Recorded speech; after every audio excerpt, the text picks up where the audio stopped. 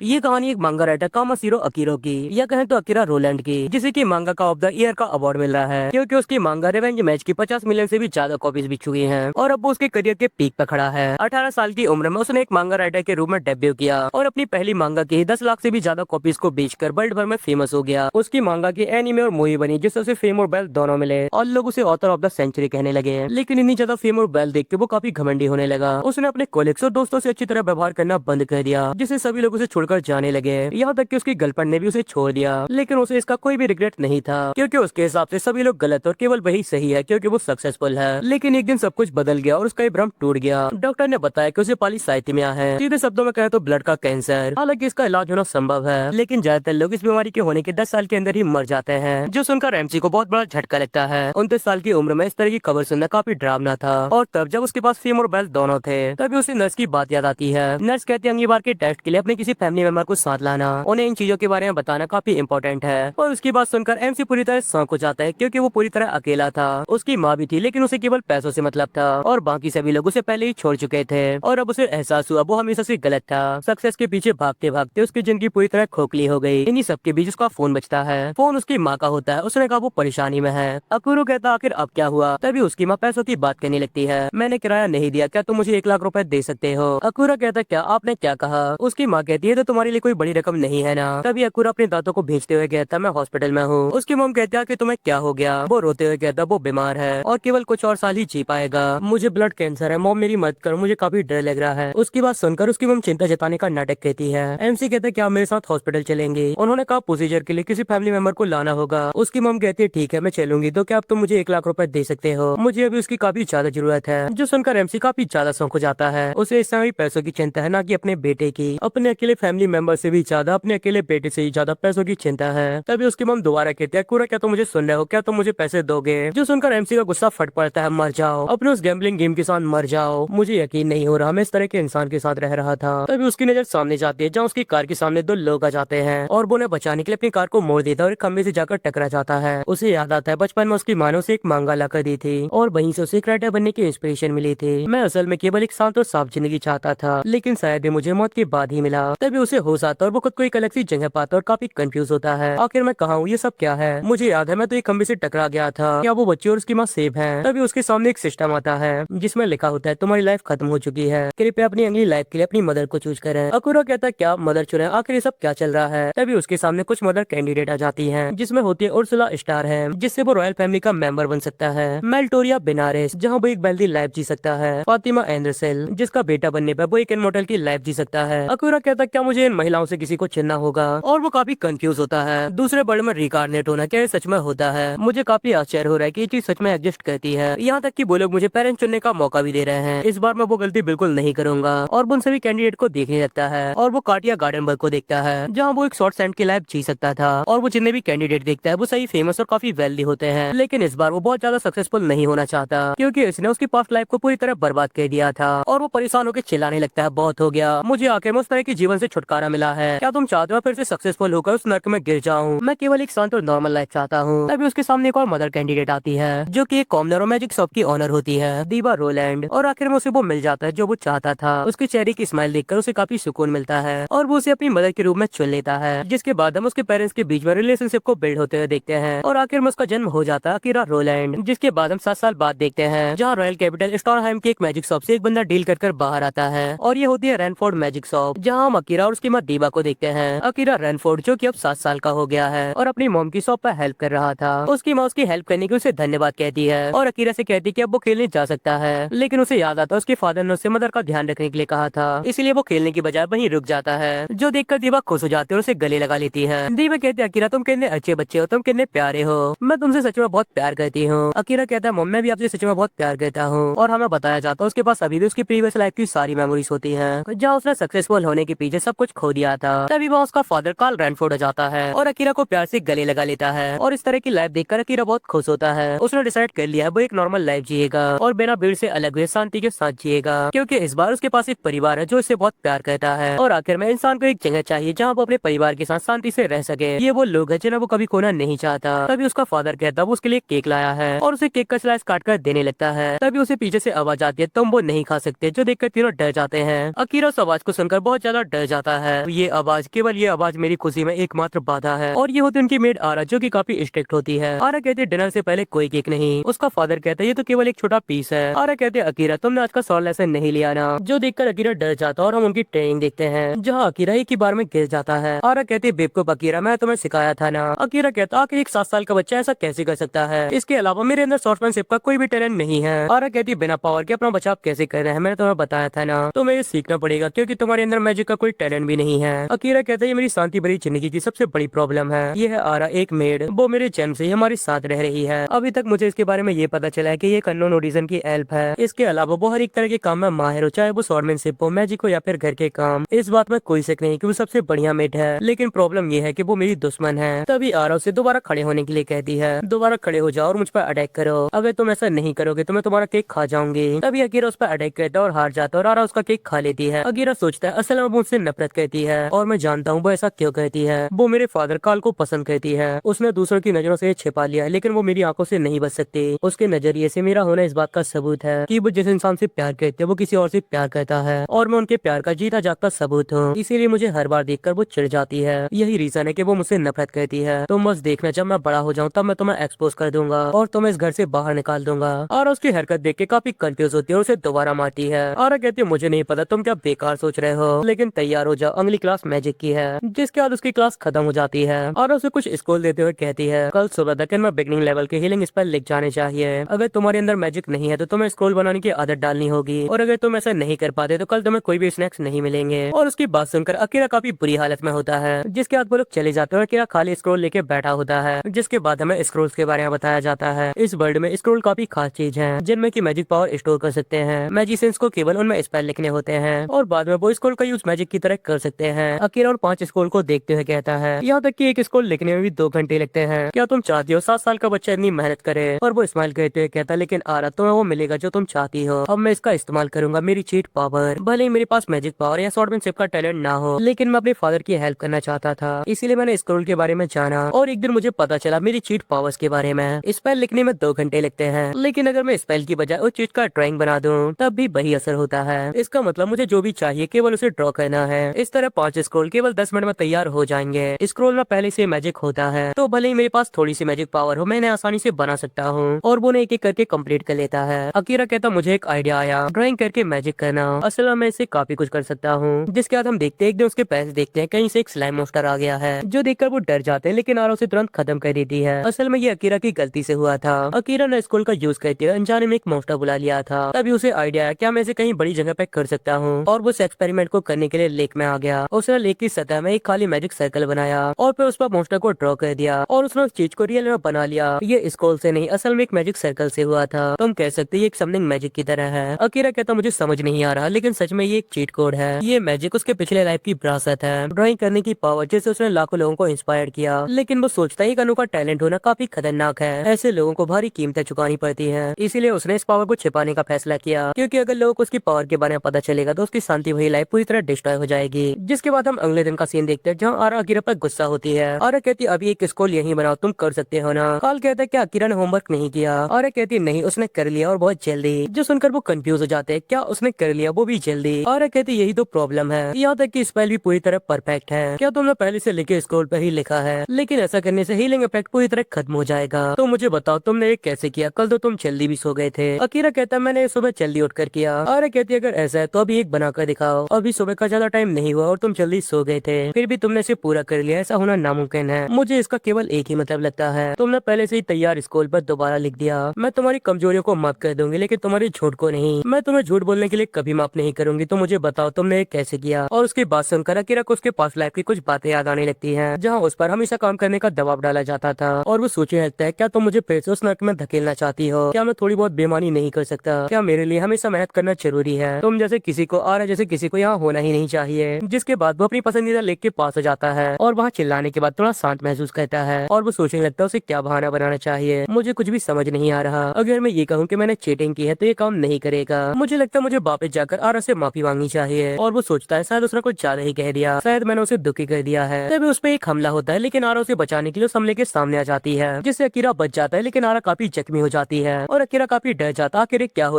हो रहा है। और उनके सामने होता है बेसिलिक ड्रैगन, और वो उन पर दोबारा अटैक कर देता है। लेकिन आरा इस बार भी अकीरा को बचा लेती है और उसे वहाँ से भागने के लिए कहती है, लेकिन तभी ड्रैगन आरा को पकड़ लेता है। आरा कहती है इनका मीटिंग सीजन है, इसे खाना चाहिए, जब ये मुझे खाए यहाँ से भाग जाना। और ये देखकर अकीरा डर जाता है, क्या वो मुझे ढूंढने आई थी। अकीरा कहता है लेकिन क्यों? आरा तुम मुझसे नफरत करती है ना, आखिर तुम यहाँ क्यों आई? तुम मुझसे नाराज हो ना? आरा कहती है बेवकूफ, तुम आखिर क्या कह रहे हो? तुम मेरी फैमिली हो, ये काफी आम बात है कि मैं तुम्हारी रक्षा करूंगी, अब जल्दी करो यहाँ से निकल जाओ। जो सुनकर अकीरा याद करने लगता है कि वो इन्हें लंबे समय तक उसे गलत समझता रहा और वो अपने पेरेंट्स के चेहरे को याद करने लगता है। मैं कितना बेवकूफ था, आरा मेरे पुराने कॉलेज की तरह नहीं है, वो केवल थोड़ी ज्यादा सख्त है, वो तो केवल हमेशा से मेरी रक्षा करना चाहती थी। तभी आरा चिल्लाती है तुम क्या करो, जल्दी करो, भाग जाओ। लेकिन अकीरा डिसाइड कर लेता है कि वो नहीं भागेगा और वो खड़े होते हुए सोचता है आरा तो केवल मेरी हेल्प कर रही थी। और ये देखकर आरा काफी कंफ्यूज होती है। अकीरा तुम क्या करो, जल्दी करो, यहाँ से भाग जाओ। अकीरा कहता मैं नहीं भागूंगा, मैंने फैसला कर लिया है, मैं अपनी शांति से भरी जगह की रक्षा करूंगा और अब आरा भी उसका एक हिस्सा है। और वो अपनी पावर से लेक पे एक कैनवास बनाता है, जो देखकर आरा भी हैरान हो जाती है आखिर ये क्या चल रहा है। अकीरा कहता मुझे ध्यान देना होगा, मैं इस कैनवास में जो भी बनाऊं वो इस सिचुएशन का सामना करने के लायक हो। मेरे सामने बेसिलिक ड्रैगन है, मैं इसे मटेरियलाइज करके इसकी कॉपी बनाऊंगा, बड़ा और तेज। और वो एक बेसिलिक ड्रैगन को ही बना लेता है, जो देखकर आरा शौक हो जाती है, क्या समथिंग मैजिक। तभी अकीरा का ड्रैगन उस ड्रैगन पर अटैक कर देता है, लेकिन माना की कमी से अकीरा बेहोश होने लगता है, फिर भी वो खड़ा रहता है। मेरे पास्ट लाइफ की नर्क की तुलना में ये आसान है। और वो चिल्लाता है मुझे हल्के में मत लो, ये एक प्रो लेवल के बंदे की स्पिरिट है। और उसका ड्रैगन दूसरे ड्रैगन को बीच से काट डालता है और ऐसा होते वो माना की कमी से बेहोश हो जाता है, साथ ही उसका ड्रैगन भी गायब हो जाता है। यहाँ आरा नदी पर खड़ी होती है जैसे कुछ भी ना हुआ हो और वो सोचते है काल के ब्लड में सच में कुछ खास है। लेकिन ये देखकर काफी हैरानी होती है कि उसके अंदर इस तरह की पावर छिपी है और वो उसे गोद में उठा लेती है, सच में काल और देवा का बच्चा है। जिसके बाद हम कुछ दिन बाद का सीन देखते हैं, जहाँ देवा बहुत परेशान होती है, भगवान का शुक्रिया कर रही होती है कि उसका बेटा जाग गया और वो उसके जागते उसे गले लगा लेती है। पता चलता है कि माना खत्म होने के कारण अकेला 3 दिन तक कोमा में था और इसका कारण होता है ड्रेन बैट, जो कि मैजिक पावर को चूस लेता है। और काल ने उसे एक दुर्लभ एलेक्सर पिलाया, ये एक काफी रेयर आइटम है जो कि बहुत कम लोगों के पास होता है, जिससे कि अकीरा दोबारा जाग गया। तभी अकीरा आरा को देखता है और सोचता है शुक्र है वो ठीक है, और सोचता है आखिर ड्रेन बैट क्या है, क्या आरा ने मेरी पावर उस चीज के बारे में नहीं बताया। आरा कहते ड्रेन बैट ने तुम्हारी पूरी मैजिक पावर चूस ली थी और तुम कोमा में चले गए थे,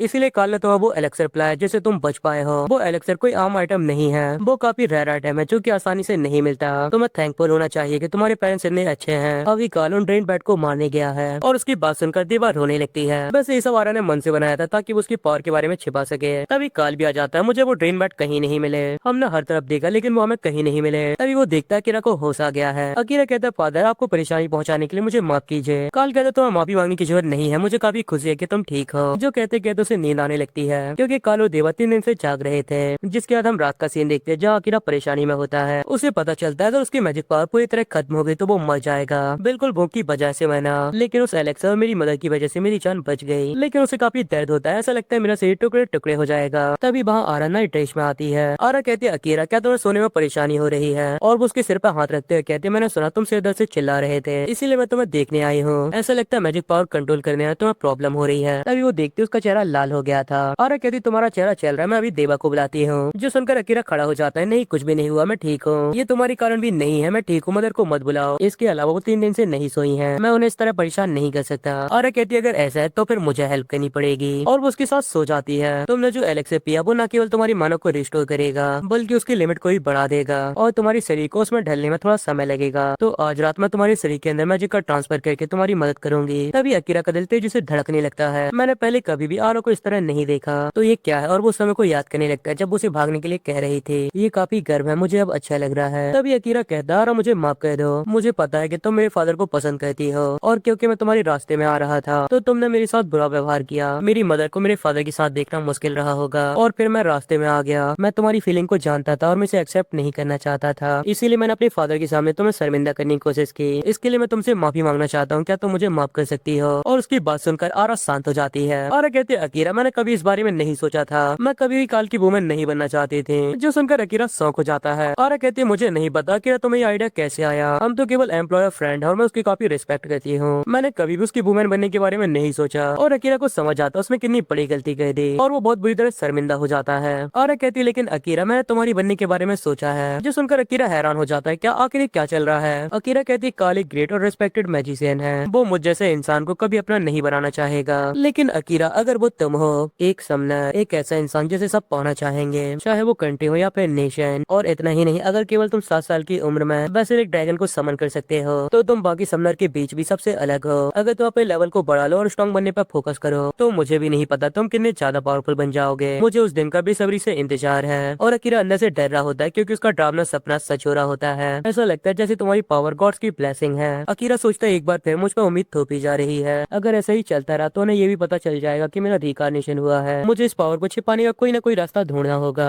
और कहती क्यों अकीरा तुमने अपनी पावर को इतने समय से क्यों छिपाया। जो सुनकर अकीरा की हालत खराब हो जाती है। आखिरकार वो आ ही गया। और कहती समनर काफी ज्यादा रेयर होते हैं, इतने रेयर कि उनके साथ रॉयल्स की तरह बिहेव किया जाता है। वो तुम्हें वेल्थ फेम सब कुछ देंगे जो भी तुम चाहो, लेकिन बेशक इसकी कीमत चुकानी पड़ेगी। अकीरा सोचता है बहुत सही, अब मेरा मौका है। और वो कहता है इसीलिए मैंने अपनी पावर को छिपाया था। जो सुनकर आरा थोड़ी कंफ्यूज होती है। अकीरा कहता मैं अलग नहीं होना चाहता, इसीलिए मैं इस पावर को सभी से छिपा रहा था। मेरा सपना है कि मैं बड़ा होकर अपनी मैजिक शॉप संभालूं, लेकिन अगर मेरी पावर सामने आ गई तो मुझे समनर बनना पड़ेगा और मेरा सपना पूरी तरह बर्बाद हो जाएगा। और मैं ऐसा नहीं चाहता, मैं केवल अपनी मैजिक शॉप को ही संभालना चाहता हूँ, इसीलिए प्लीज इसके बारे में किसी को मत बताना। आरा कहती है लेकिन मुझे कल को बताना होगा। अकीरा कहता है क्या क्या तुमने सुना नहीं मैंने क्या कहा। आरा कहती है तुम अभी बच्चे हो और तुम्हारा फ्यूचर तुम्हारे पेरेंट्स को ही चुनना चाहिए। एक मेड होने के नाते मैं इसे नहीं छिपा सकती। जो सुनकर अकीरा डर जाता है, सब कुछ बर्बाद हो गया। तभी आरा कहती है लेकिन अगर मैं अकीरा की वूमन बन जाऊँ तो मैं मेड नहीं रहूंगी, तब मुझे अकीरा की बातों को सबसे पहले रखना होगा। अकीरा कहता है शायद मैंने पूछने में देर कर दी, लेकिन तुम्हारा वूमन से क्या मतलब है, क्या इससे तुम्हारी मेड की पोजीशन बदल जाएगी। आरा कहती है मेड की बजाय मैं तुम्हारी फेवरेट पार्टनर बन जाऊंगी। मैं तुम्हारी पार्टनर बन जाऊंगी और हमेशा तुम्हारे साथ रहूंगी और तुम्हें हमेशा प्रोटेक्ट करूंगी। बस मैं बता दूं आरा का मतलब पर्सनल सर्वेंट से है, लेकिन अकीरा कुछ और ही समझ लेता है। क्या एक पार्टनर जो हमेशा साथ रहेगा और प्रोटेक्ट करेगा, क्या इसका मतलब मैरिज नहीं है। क्या वो 7 साल के बच्चे को प्रपोज कर रही है। नहीं, शायद मैं समझ गया आरा क्या चाहती है। वो इस तरह की बात कर रही है जो कि पॉसिबल नहीं है, जिससे वो मेरी पावर्स के बारे में मेरे पेरेंट्स को बता देगी। अगर ऐसा है तो फिर मैं भी तुम्हें सरप्राइज कर दूंगा। और वो कहता है तो फिर चलो पार्टनर बन जाएं। जब मैं एडल्ट हो जाऊंगा तब मैं तुमसे मैरी करूंगा। जो सुन के आरा कंफ्यूज हो जाती है, क्या मैरी। और अकीरा भी हैरान हो जाता है, क्या मैंने फिर से गलती कर दी, क्या तुम्हारा मतलब मैरी करने से नहीं था। और कहती है अगर वो तुम हो तो कोई प्रॉब्लम नहीं है। और अकीरा खुश होता है, बिल्कुल सही ये काम कर गया। और वो दोनों पिंकी प्रॉमिस कहते हैं कि यार इस बात को नहीं बताएगी कि वो एक समनर है, और जब अकीरा एडल्ट हो जाएगा तब वो शादी करेंगे। अकीरा कहता है लेकिन अगर तुमने बताया तो हमारा प्रॉमिस टूट जाएगा।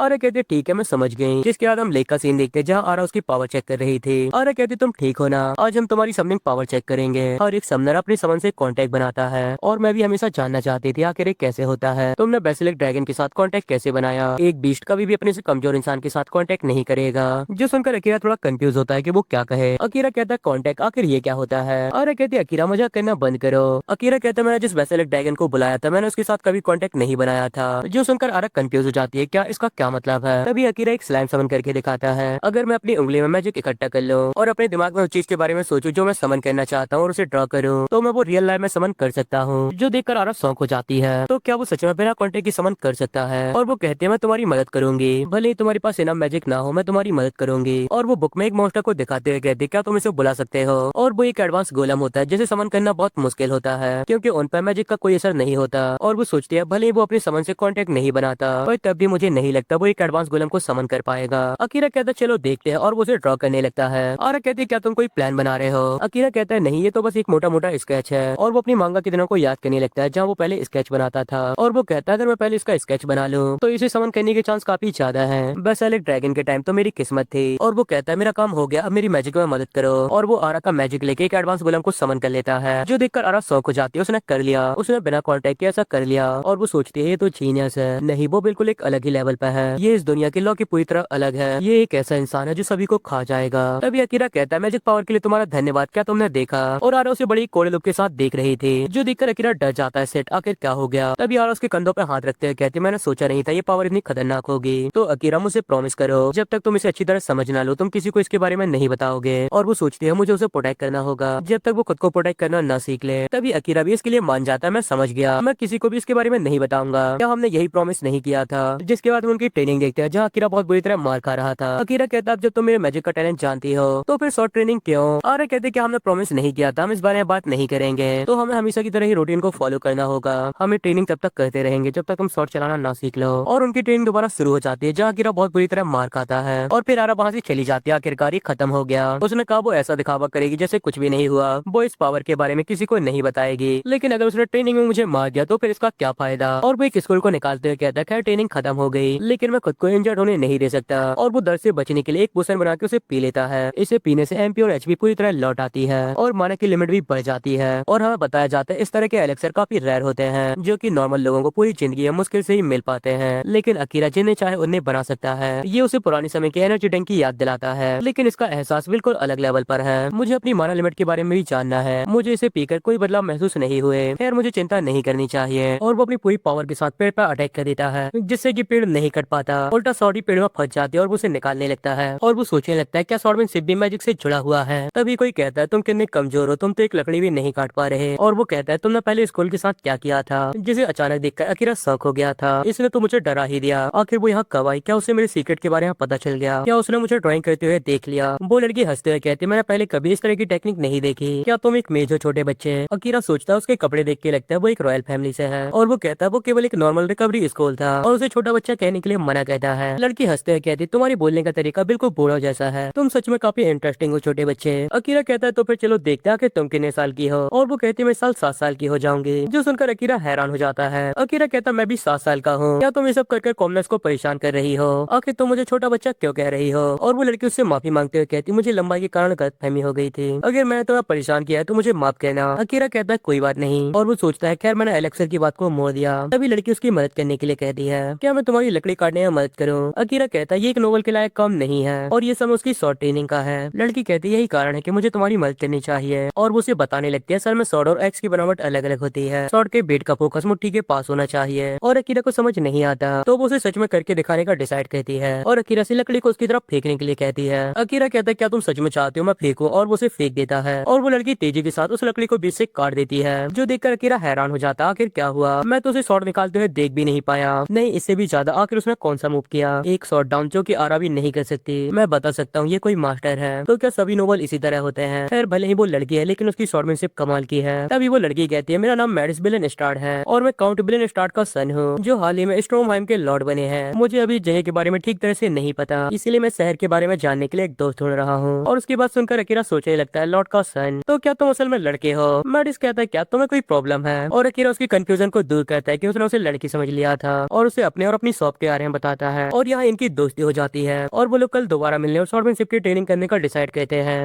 जिसके बाद हम कुछ दिन बाद का सीन देखते हैं जहाँ अकीरा आरा के साथ नहा रहा था। आरा कहते क्या तुम सच में 100 तक नहीं गिन सकते? दीवा ने तुम्हें सिखाया था ना। तभी अकीरा कहता मैं बच्चा नहीं हूँ, हम इस तरह कब तक रहेंगे? आरा कहते क्या तुम सच में बच्चे नहीं हो? अकीरा कहता हाँ मुझे बच्चों की तरह ट्रीट मत करो। आखिर हम इस तरह कब तक नहाने वाले हैं? इस बात का कोई भी सेंस नहीं है। आरा कहते क्या ये कॉमन सेंस नहीं है कि हमें एक साथ नहाना चाहिए? इससे पानी गर्म करने के लिए कम लकड़ियाँ लगेंगी। दीवा भी जल्दी हमें ज्वाइन करने वाली है। अकीरा कहता है इसलिए मुझे जल्दी जाना होगा, मुझे तुम्हारी जरूरत नहीं है, मैं खुद से नहा लूंगा। और वो खुद से नहाने लगता है। आरा कहती क्या तुमने उस बुक को पढ़ा जो मैंने तुम्हें दी थी? अकीरा कहता हाँ वो बुक मैंने उसे पढ़ा, मैं कुछ पूछना चाहता था। उसमें लिखा था बेजान चीजों को समझ नहीं किया जा सकता। आखिर इसका क्या मतलब है? आरा कहते क्योंकि तुम जिंदा चीजों के साथ कांटेक्ट बना सकते हो पर बेजान चीज के साथ कांटेक्ट नहीं कर सकते, तो उन्हें समझ नहीं किया जा सकता भले ही स्कूल में मैजिक पावर हो। और उसकी बात सुनकर अकीरा शौक हो जाता है क्योंकि वो एलेक्सर को समन कर सकता था। जैसा मैंने सोचा था मेरी एबिलिटी सच में काफी अलग है, काफी गड़बड़ हो जाएगी अगर किसी को इसके बारे में पता चलेगा। तभी आरा कहते क्या वो बुक काम की थी? अकीरा कहता हाँ उसने काफी मदद की, उसमें बहुत सारी समनिंग मोस्टर थे।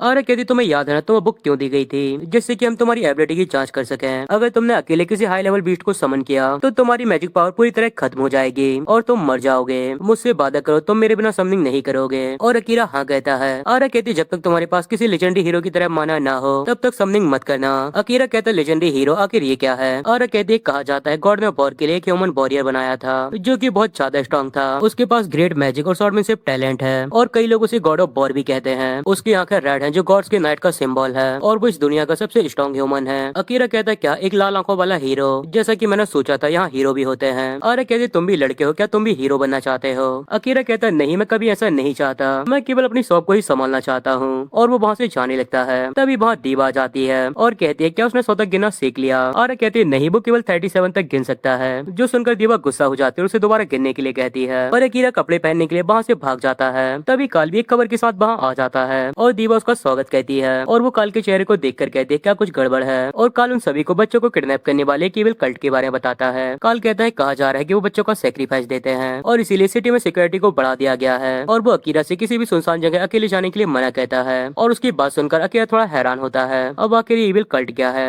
जिसके बाद हम मैडिस और अकीरा की शॉर्टिंग देखते हैं जहाँ अकीरा काफी आसानी से हार जाता है और वो हार मान लेता है। उसे लगता है उनके बीच पावर लेवल बहुत ज्यादा बड़ा है और वो उसे एक खरोच तक नहीं पहुंचा पाया। मेडिस कहता तो फिर क्यों ना हम आज सिटी देखने चले, लेकिन अकीरा मना कर देता है और कहता है क्या तुम्हें इविल कल्ट के बारे में नहीं पता, और वो उसे पूरी बात बताता है जो सुनकर मेडिस हैरान हो जाता है। अकीरा कहता बच्चा होगा, हम अपने घर चले, हमारे पेरेंट्स चिंता कर रहे होंगे। लेकिन मेडिस कहता मुझे उनसे डर नहीं लगता। अकीरा कहता हाँ लेकिन मुझे लगता है क्योंकि मैं सिर्फ एक कॉमनर हूँ और इतनी बड़ी मुसीबत मोल नहीं ले सकता। मेडिस सीरियस होकर कहता क्या तुम्हें सच में ऐसा लगता है, और कहता मेरे टीचर ने कहा था जिनके पास पावर होती है उनके ऊपर बड़ी जिम्मेदारियां होती हैं, अगर वो दूसरों की रक्षा करने की जिम्मेदारी नहीं लेना चाहता तो उसे स्वॉर्डमैनशिप सीखने का कोई हक नहीं है। जो सुनकर अकीरा को उसके पुरानी जॉब की याद आती है और वो सोचता है मेडिस के टीचर उन बेवकूफ लोगों की तरह है जिनके साथ वो पहले काम करता था। और वो कहता है क्या तुम्हें पता है अगर तुम हमेशा जिम्मेदारी लेते हो तो लास्ट में क्या होता है, क्या तुम्हें पता है जब किसी टैलेंटेड इंसान का रास्ता भटक जाता है तो उसकी सारी एबिलिटी बेकार हो जाती है। जो सुनकर मेडिस का चेहरा उतर जाता है और वो चुपचाप वहाँ से अपने घर जाने लगता है। तभी अकीरा को समझ आता है कि उसने कुछ गलत कह दिया, उसने एक बच्चे से कुछ ज्यादा ही कठोर बातें कह दी। तभी अचानक हवा में मीठी खुशबू फैल जाती है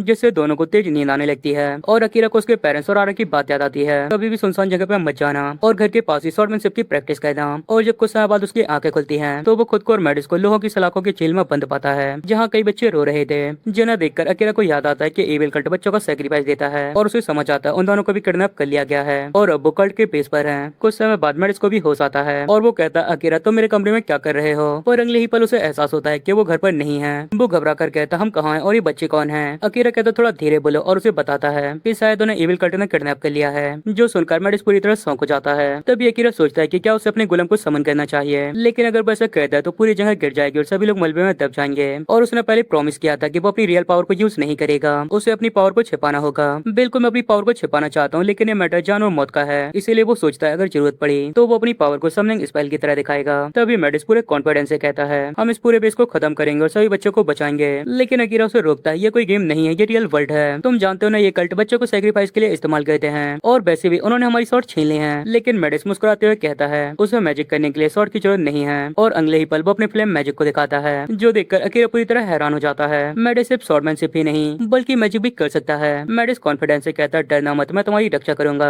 इतना कहते उसने अपनी लाल चमकती हुई आंख दिखाई और कहता मैं तुम्हें दिखाऊंगा स्वॉर्डमैन होने की असली जिम्मेदारी क्या है। और ये देखकर अकीरा को आरा की बात याद आती है, उसने बताया था लाल आंखों वाले इंसान अल्टीमेट ह्यूमन होते हैं, वो स्वॉर्डमैनशिप और मैजिक दोनों में मास्टर होते हैं। अकीरा को यकीन नहीं होता कि मेडिस असल में उन ग्रेट हीरोज में से एक है, स्वॉर्डमैनशिप और मैजिक दोनों में मास्टर, ऊपर से लाल आंख, ऐसे इंसानों को गॉड ऑफ वॉर या ग्रेट हीरो कहा जाता है। मेडिस की आंख तेज लाल चमक उठी, उसकी ताकत देखकर अब और कोई शक नहीं रहा। अकीरा सोचता है कि अब उसे शायद अपने गुलाम को समन करने की जरूरत नहीं पड़ेगी, अगर मेडिस जैसा पावरफुल इंसान साथ हो तो वो आसानी से यहाँ से निकल सकते हैं। तभी मेडिस अपने फ्लेम मैजिक से लोहो की सलाखों को मोम की तरफ पिघला देता है। अकीरा कहता तुम तो कमाल के हो, तुम मैजिक का भी इस्तेमाल कर सकते हो, तुम सच में कोई नॉर्मल नोबल नहीं हो। मेडिस कहता चलो चलते हैं, मैं तुम्हारी रक्षा करूंगा। लेकिन जैसे ही वो बाहर निकलते हैं कल्ट के दो मेंबर उन्हें देख लेते हैं और हैरानी से कहते हैं ये दोनों तुम दोनों बाहर कैसे निकले। मेडिस अकीरा से कहता मेरे पीछे रहो और तभी वो दोनों कल्ट के मेंबर फ्लेम मैजिक से उन पर अटैक कर देते हैं। लेकिन मेडिसन से ये बड़ी फायर से उनके अटैक को रोक लेती है, जो देखकर वो दोनों हैरान हो जाते हैं। फ्लेम बुलेट ये बच्चा आखिर ये क्या है, क्या उसने फ्लेम पिलर से कांटेक्ट बनाया है। और तभी मेडिस बिजली की रफ्तार से उनकी तरफ दौड़ पाता है, जो देखकर वो लोग बहुत शौक हो जाते हैं, ये तो बहुत तेज भी है। तभी उनको मेडिस की लाल आंख दिखती है, लेकिन इससे पहले वो कुछ समझ पाते बहुत देर हो जाती है। मेडिस सीधे फ्लेम से उन पर अटैक करके उन्हें ढेर कर देता है, जो देखकर अकीरा शौक हो जाता है, वो तो सच में बहुत ज्यादा स्ट्रॉन्ग है और उसे विश्वास हो जाता है कि वो लोग बचकर यहाँ से निकल सकते हैं। अकीरा कहता मुझे समझ आया तुम्हें खुद पर इतना कॉन्फिडेंस क्यों था। मेडिस कहता चलो आगे बढ़ते हैं, इससे पहले कल्ट के मेंबर्स को पता चले।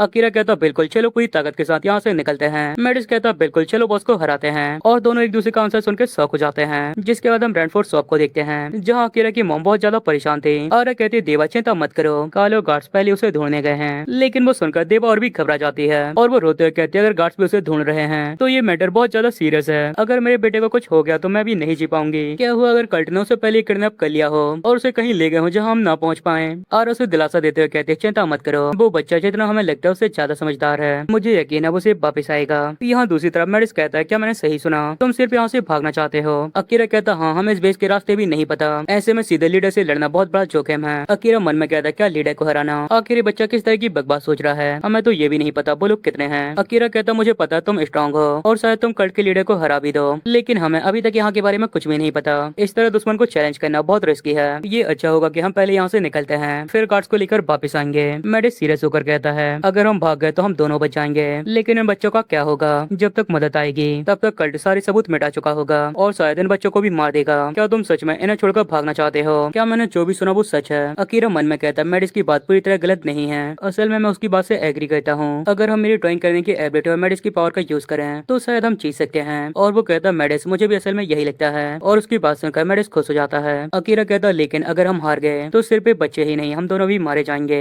और उसकी बात सुनकर मेडिस एक पल के लिए शौक हो जाता है। जिसके बाद हम बेस के अंदर देखते हैं जहाँ कल्ट के कुछ मेंबर कुछ रिचुअल कर रहे थे और बच्चों को सेक्रीफाइस की तरह इस्तेमाल कर रहे थे। वो कहते बच्चों की इनोसेंट सोल सेक्रीफाइस के लिए सबसे प्योर होती है। तभी उनकी लीडर एक इविल स्माइल करते हुए कहती है 10 को तक जीने वाली लाइफ को एक ही पल में खत्म होते देखना इससे मुझे बहुत अच्छा लगता है। हर बार ये नजारा देखकर मुझे गूज़बम्स आ जाते हैं। इधर मेडिस और अकीरा के बीच अभी फैसला नहीं हो पाया था। तभी मेडिस सीरियस टोन में कहता है मैं अपने विश्वास के लिए अपनी जान भी कुर्बान कर सकता हूँ लेकिन तुम सही हो मैं तुम्हारी और बाकियों की जान खतरे में नहीं डाल सकता। जो सुनकर अकीरा सांस लेता आखिरकार तुम्हें समझ आ गया और वो वहाँ से भागने लगता है। मैं समझ गया तुम यहाँ से भाग जाओ मैं अकेले कल्ट को संभाल लूंगा। जो देखकर अकीरा शौक हो जाता है वो अभी भी नहीं समझा। अकीरा उसे रोकते हुए कहता अकेले जाना बहुत खतरनाक होगा और वो भी ना चाहते उसके पीछे पीछे चला जाता है और दोनों कल्ट की सेक्रीफाइस करने वाली जगह पे पहुंच जाते हैं जहाँ उन्हें बाहर जाने का रास्ता दिखता है। जो देखकर अकीरा खुश हो जाता है ये तो बाहर जाने का रास्ता है और उन्हें पता चलता है कल्ट का बेस सिटी के नॉर्थ में समुद्र के किनारे बनी चूना गुफा के अंदर है लेकिन वहाँ लगी डरावनी मूर्ति और सेक्रीफाइस वाली जगह उस जगह को और भी खतरनाक बना रही थी।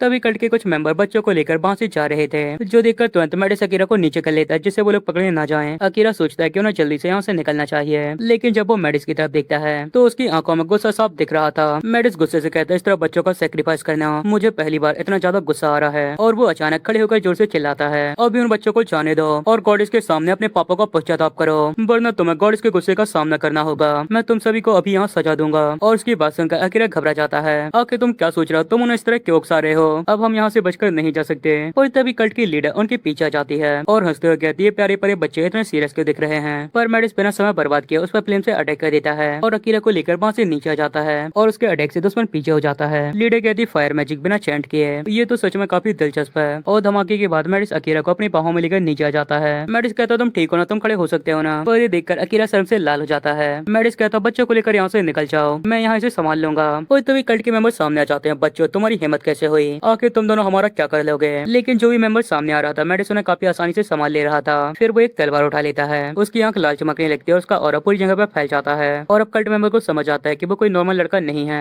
बल्कि गॉडेस का आशीर्वाद वाला ग्रेट हीरो है। लेकिन इससे मेडिस को कोई फर्क नहीं पड़ता। वो एक के बाद एक कल्ट के मेंबर्स को हराता जाता है और जब उन्हें समझ आता है कि वो उसे जीत नहीं सकते तो वो अपनी कल्ट के लीडर केरामिस को बुलाते हैं। मेडिस कहता है जैसा मुझे लगा था तो तुम ही कल्ट के लीडर हो और वो उसे वन ऑन वन फाइट करने के लिए चैलेंज करता है। तुम इविल कल्ट केवल लोगों को नुकसान पहुंचाते हो। तभी अकीरा चिल्लाता है क्या वन ऑन वन ऐसा मत करो हमारे पास बाहर जाने का रास्ता है हम अभी यहाँ से भाग सकते हैं। लेकिन मेडिस सीरियस होकर कहता है मैं कभी दुश्मन को पीठ नहीं दिखाऊंगा मैं दिखाऊंगा कि सच्चाई हमेशा जीती है मेरा जस्टिस इन्हें माफ नहीं करेगा। और उसकी बात सुनकर केरामिस जोर जोर से हंसती है और कहती है बहुत बढ़िया दुश्मन को पीठ नहीं दिखाती कितना इनोसेंट और प्योर जस्टिस है मुझे इससे ज्यादा मजा कभी नहीं आया मुझे और दिखाओ मुझ जैसे गंदे इंसान को अपना जस्टिस दिखाओ। और वो एक बड़ा सा मैजिक सर्कल कास्ट करती है जो देखकर मेडिस और अकीरा दोनों शौक हो जाते हैं और पहली बार मेडिस के चेहरे में डर दिखाई देता है। केरामिस कहती तुम्हारा यही जस्टिस तुम्हें सबसे बेहतरीन सेक्रीफाइस बनाएगा चलो मैं एक ही बार में तुम्हें अपनी पूरी पावर दिखाती हूँ जो तुम्हारे जस्टिस को कुचल देगी। और वो एक बड़े एडवांस गोलम को समन करती है। ये वही टेरिफाइंग मॉन्स्टर था जिसे हीरो किलर कहा जाता है और उसे देखकर अकीरा पूरी तरह शौक हो जाता है क्या एडवांस गोलम क्या ये असल में एक समनर भी है। और उसे बताया था कि समनर असल में बहुत ज्यादा रेयर होते हैं और उसे समझ आता है उनका सामने एक बहुत खतरनाक समनर से है और वो घबराते हुए सोचता है क्या हुआ अगर मेडिस हार गया।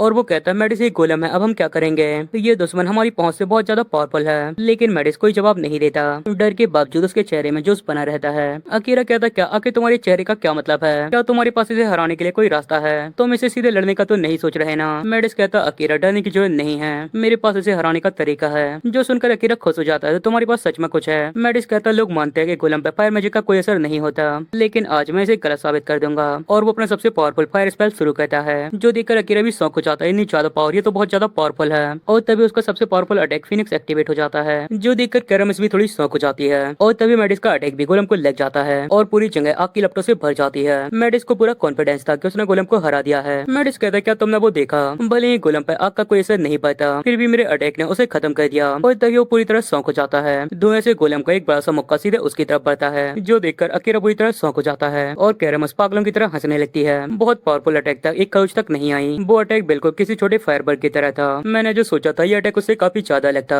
और तभी हम देखते हैं गोलम ने मेडिस को पकड़ लिया था। केरामिस हंसते हुए कहते तुम बहुत छोटे बच्चे हो इस तरह के छोटे अटैक मेरे सामने बेकार हैं अगर तुम अभी माफी मांग लो तो शायद मैं तुम्हें चिंता छोड़ दूं। मेडिस कहता माफी मांग लो बकवास बंद करो भले ही तुम मुझे मार डालो मैं तुम जैसे बेकार लोगों के सामने नहीं झुकूंगा। तभी अकीरा मन में कहता मेडिस परेशानी में मुझे कुछ करना होगा और वो सिचुएशन को शांत करने की कोशिश करता है। मैं मेडिस की जगह माफी मांगता हूँ प्लीज उसे जाने दो। और तभी केरामिस गोलम गोलम से मेडिस को पंच मार देती है और कहती है क्या तुम अभी माफी नहीं मांगना चाहते? अगर तुम बहादुर बनना बंद करो, माफी मांग लो, तो तुमने पहले जो भी किया शायद मैं उसे नजरअंदाज कर सकती हूँ। और वो मेडिस के हाथ पैर को पकड़ के उसे स्ट्रेच करने लगती है। अकीरा कहते से बंद करो, तुम एक बच्चे के साथ ऐसा कैसे कर सकती हो? और वो मेडिस से कहता मैं विनती करता हूँ माफी मांग लो। मेडिस कहता है जैसा मैंने कहा मैं माफी नहीं मांगूंगा और न ही जो मैंने किया मुझे उसका रिग्रेट है। मैं इस जैसे बेकार इंसान से माफी नहीं मांगूंगी। जो सुन के कैरम उसको गुस्सा आ जाता है और वो उस पर दोबारा अटैक करती है। ऐसा लगता है तुम्हें थोड़ा डिसिप्लिन की जरूरत है। क्या तुम्हें देखकर लगता है तुम इस तरह नहीं मानोगे? चलो मैं तुम्हें बताती हूँ, हम एडल्ट के पास तुम जैसे बदमाश बच्चों से निपटने के कितने तरीके होते हैं। और वो अपने अटैक को अकीरा की तरफ करते हुए कहती है अगर तुम माफी नहीं मांगोगे तो इसकी सजा तुम्हारे दोस्त को मिलेगी।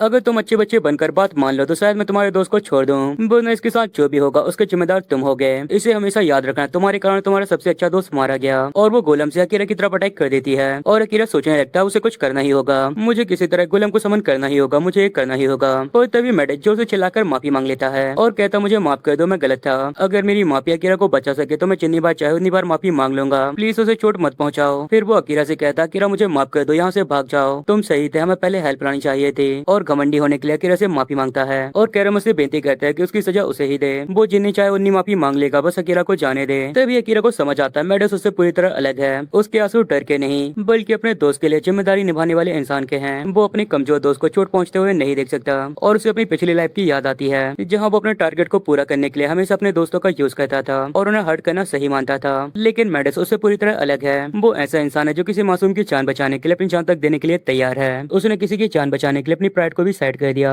और उसे समझ आता है अगर वो अपनी पिछली लाइफ में उसकी तरह होता तो शायद चीजें पूरी तरह अलग होती। एक ग्रेट इंसान की ताकत दूसरों को दबाने में नहीं बल्कि उनकी रक्षा करने में होती है। और वो जोर से चिल्लाता है मेडिस तुम्हें माफी मांगने की जरूरत नहीं है, तुम गलत नहीं हो। पावर का मतलब दूसरों को चोट पहुंचाना नहीं है बल्कि दूसरों की मदद करना है। और वो मन में डिसाइड करता है वो भी मेडिस जैसा इंसान बनेगा और अपनी पूरी मैजिक पावर को इकट्ठा कर एक कैनवस बनाता है जो देखे कैरमस और मेडिस शौक थे। अकीरा कहता शायद मेरी मैजिक पावर ये ना कर पाए, लेकिन पहले उसे हर हाल में मेडिस को बचाना होगा। अब पीछे हटने का कोई रास्ता नहीं है, मुझे अपने एलेक्सर पर भरोसा करना ही होगा, मुझे एक करना ही होगा। ये अपोनेंट को हराने के लिए काफी होगा। और वो एडवांस लेवल गोलम समन करने का फैसला करता है जो देखकर मेडिस शौक हो जाता है। समनिंग मैजिक क्या अकीरा एक समनर है? कैरमस भी काफी हैरान थी, उसे विश्वास नहीं था एक छोटा बच्चा समनर हो सकता है और असल में एडवांस गोलम को बुला सकता है। यहाँ तक कि बड़े बड़े समनर भी इस तरह के गोलम को बुलाने में स्ट्रगल करते हैं और ये बच्चा एक को समन करने में कामयाब हो गया। आखिर बच्चा कौन है? और तभी अकीरा का मैजिक ड्रेन होने लगता है और उसे आरा की बात याद आती है। अगर तुम अकेले हाई लेवल समनिंग करोगे तो तुम्हारी मैजिक पावर खत्म हो जाएगी और तुम मर जाओगे। और तभी उसकी मैजिक पावर कम होने लगती है और वो मन में कहता है अगर मैंने अपनी एबिलिटी से ज्यादा पावरफुल बीस्ट समन किया तो मेरी जान भी जा सकती है। और उसकी मैजिक पावर लगभग खत्म हो जाती है और वो सौंक हो जाता है। इन्हें सारे एलेक्सर पीने के बाद भी मैं अभी तक मिड लेवल में ही हूँ। तभी उसे अपने पास्ट लाइफ की याद आती है जब वो ड्राइंग बनाता था, तब उसका बॉस हमेशा उसके काम में कमी निकालता था और कहता था एक प्रोफेशनल आर्टिस्ट वही होता है जो कम लाइनों में भी शानदार डिजाइन बना सके। तभी अकीरा को समझ आता है जैसे ड्राइंग में बेकार लाइन हटाई जाती है वैसे ही वो अपने गोलम के डिजाइन को भी इजी बना सकता है। ताकत वही रहेगी लेकिन उसे कम मैजिक पावर की जरूरत पड़ेगी और वो तुरंत अपने गोलम के डिजाइन को बदल देता है। और तभी समनिंग कंप्लीट होने की तेज रोशनी चमकती है। समनिंग की इतनी बड़ी लाइट देखकर कैरमस शौक हो जाती है और वो कहती है कि तुम ये कब तक करने का प्लान बना रहे हो? इससे पहले तुम्हारी समनिंग कंप्लीट हो मैं तुम्हारी गोलम के टुकड़े टुकड़े कर दूंगी। और वो उसके गोलम पर अटैक कर देती है जो देखकर मेडिस शौक हो जाता है। और तब तक अकीरा की समनिंग पूरी हो जाती है जिससे वो आखिरी टाइम पर उसके अटैक से बच जाता है। और आखिरकार उसने ऐसा गोलम डिजाइन कर लिया था जिसे वो अपनी मैजिक पावर के साथ आसानी से कंट्रोल कर सके। भले ही वो गोलम असली गोलम से अलग था लेकिन ये उसके लिए काफी था। और उसके गोलम को देख के कैरमस और मेडिस बहुत बुरी तरह शौक हो जाते हैं। मेडिस मन में कहता है 7 साल की उम्र में इतने पावरफुल बीस्ट को समन करना। और वो याद करता है अकीरा कितना कमजोर था पर अचानक उसने ऐसा कैसे कर दिया। उसे समझ आता है पहले अकीरा हमेशा अपनी पावर को कम समझता था और लड़ने की बजाय भाग जाना सही मानता था, लेकिन अब उसे एहसास हुआ अकीरा के पास इतनी जबरदस्त पावर होने के बाद भी वो हमेशा कितनी सावधानी से काम लेता था, जो सोचकर उसे खुद पर शर्म आने लगती है। अकीरा रैनफोर्ड तुम बाकी कमाल के हो। दूसरी तरफ कैरमस अपनी आंखों पर विश्वास नहीं कर पा रही थी। बकवास बंद करो, ये नामुमकिन है। सामने के समय किसी भी बीस्ट के फॉर्म को बदलना नामुमकिन है। तुम्हें क्या लगता है ये एडवांस गोलम है? जरा इसे देखो ये किस तरह दिख रहा है। ऊपर से इसका एक ही हाथ है, किसी तरह से समनिंग बीस्ट की तरह नहीं लगता। अकीरा मन में कहता है ये डिजाइन बाकी बुरा है पर मैंने अपनी मैजिक पावर को बचाने के लिए इसे बदल दिया। और वो कहता है लेकिन फिर भी ये असली एडवांस गोलम है। और अपनी बात साबित करने के लिए वो गोलम के एक ही मुक्के से दीवार तोड़ देता है जिससे कैरमस पत्थरों में दब जाती है। लेकिन अकीरा का मकसद लड़ाई करना नहीं था बल्कि पहले मेडिस को सेव करना था। उसे पता था अगर समनर बेहोश हो जाए और मर जाए तो उसके द्वारा समन किया गया बीस्ट भी गायब हो जाता है। इसीलिए उसने पहले मेडिस को बचाने का प्लान बनाया और तभी उसकी मैजिक पावर तेजी से खत्म होने लगती है। उसे पता था उसका गोलम ज्यादा देर तक नहीं टिक पाएगा, उसे जल्दी कुछ करना होगा। और वो कैरमस के गोलम पर अटैक करता है जिससे मेडिस छूट जाता है और अकीरा का गोलम उसे पकड़ लेता है। मुझे मेडिस को बचाना होगा और यहाँ से निकलना होगा। और ऐसा होते ही वो लोग वहाँ से भागने लगते हैं और तभी कैरमस का गोलम उनके रास्ते को रोक लेता है और कैरमस की आवाज आती है क्या तुम भागना चाहते हो? असल में वो अभी भी जिंदा थी। बदमाश बच्चे चलो थोड़ा और खेलते मिलते हैं और वो तुरंत रिकवरी स्कूल का यूज करके अपने आप को हील करती है, जिसे देखकर अकीरा शौक हो जाता है तरीके में उसे हराने में नाकामयाब रहा। कैरामस कहती है क्या तुम्हें पता है गोलम का नेचुरल दुश्मन कौन है? मुझे लगा नहीं था, मुझे एक बच्चे के सामने से समन करना पड़ेगा। और वो डिवाइन बीस्ट लेवाइथन को समन कहती है। वाटर बीस्ट होने के कारण लेवाइथन गोलम से ज्यादा स्ट्रॉन्ग होता है और उसकी पावर अकीरा की गोलम से भी कहीं ज्यादा थी। कैरामस कहती है मैंने पहली बार इस तरह के समन को देखा है, लेकिन बच्चे तुमने हमें बहुत हल्के में ले लिया। और वो लेवाइथन की एक्वा वेब से गोलम पर अटैक कर देती है, पर अकीरा उससे बचने के लिए अपने गोलम की हेल्प से एक स्टोन बॉल बना लेता है। कैरामस कहती है अर्थ बॉल बहुत बढ़िया, तुम काफी समझदार हो, गोलम की असली बॉडी बचाना चाहते हो। और तभी अकीरा गोलम की बीम से लेवाइथन पर अटैक कर देता है, जो देखकर कैरामस शॉक हो जाती है। क्या डिस्ट्रक्शन बीम, क्या ये कचरा सच में एडवांस गोलम है? लेकिन वो वाटर अटैक था। एक रॉक गोलम तुम्हें वाटर अटैक से प्रोटेक्ट नहीं कर सकता और तुम उसे खुद को प्रोटेक्ट नहीं कर सकते, वो खुद को प्रोटेक्ट करता है। आखिर किस तरह का बच्चा इस तरह के एडवांस गोलम से कॉन्टेक्ट बना सकता है? क्या तुम्हें सच में लगता है एक सीनियर गोलम एक बच्चे से कॉन्टेक्ट बना सकता है? आखिर ये बच्चा कौन है? तभी अकीरा मैडिस को गोलम से दूर हटने के लिए कहता है और तभी लेवाइथन गोलम पर अटैक कर देता है, जिससे गोलम का एक हाथ टूट जाता है, लेकिन मैडिस बच जाता है। अकीरा कहता सच में ये काफी पावरफुल है, मैं जानता हूँ ये वाटर के खिलाफ कमजोर है। और वो दोबारा बीम से लेवाइथन पर अटैक करता है, लेकिन लेवाइथन इस बार उसके अटैक से बच जाता है। कैरामस हंसते हुए कहती है इसका कोई फायदा नहीं है, ये काम नहीं करेगा। अर्थ गोलम वाटर बीस्ट के सामने नहीं टिक सकता। तभी अकीरा सोचता है दत्तरे की अब हम क्या करेंगे? मेरा मैजिक पहले ही खत्म हो रहा है, अब मैं और फाइट नहीं कर सकता। मैं इस गोलम को अब और बनाए नहीं रख सकता। कुछ पल के लिए उसे लगता है ये उसका इस वर्ल्ड में एंड है और वो मन में कहता है क्या क्या तुम सच में मजाक कर रहे हो? मैं इस तरह हार नहीं मान सकता। और वो अपनी पास्ट लाइफ की यादों को याद करता है। जब भी उसे कोई मुश्किल आती थी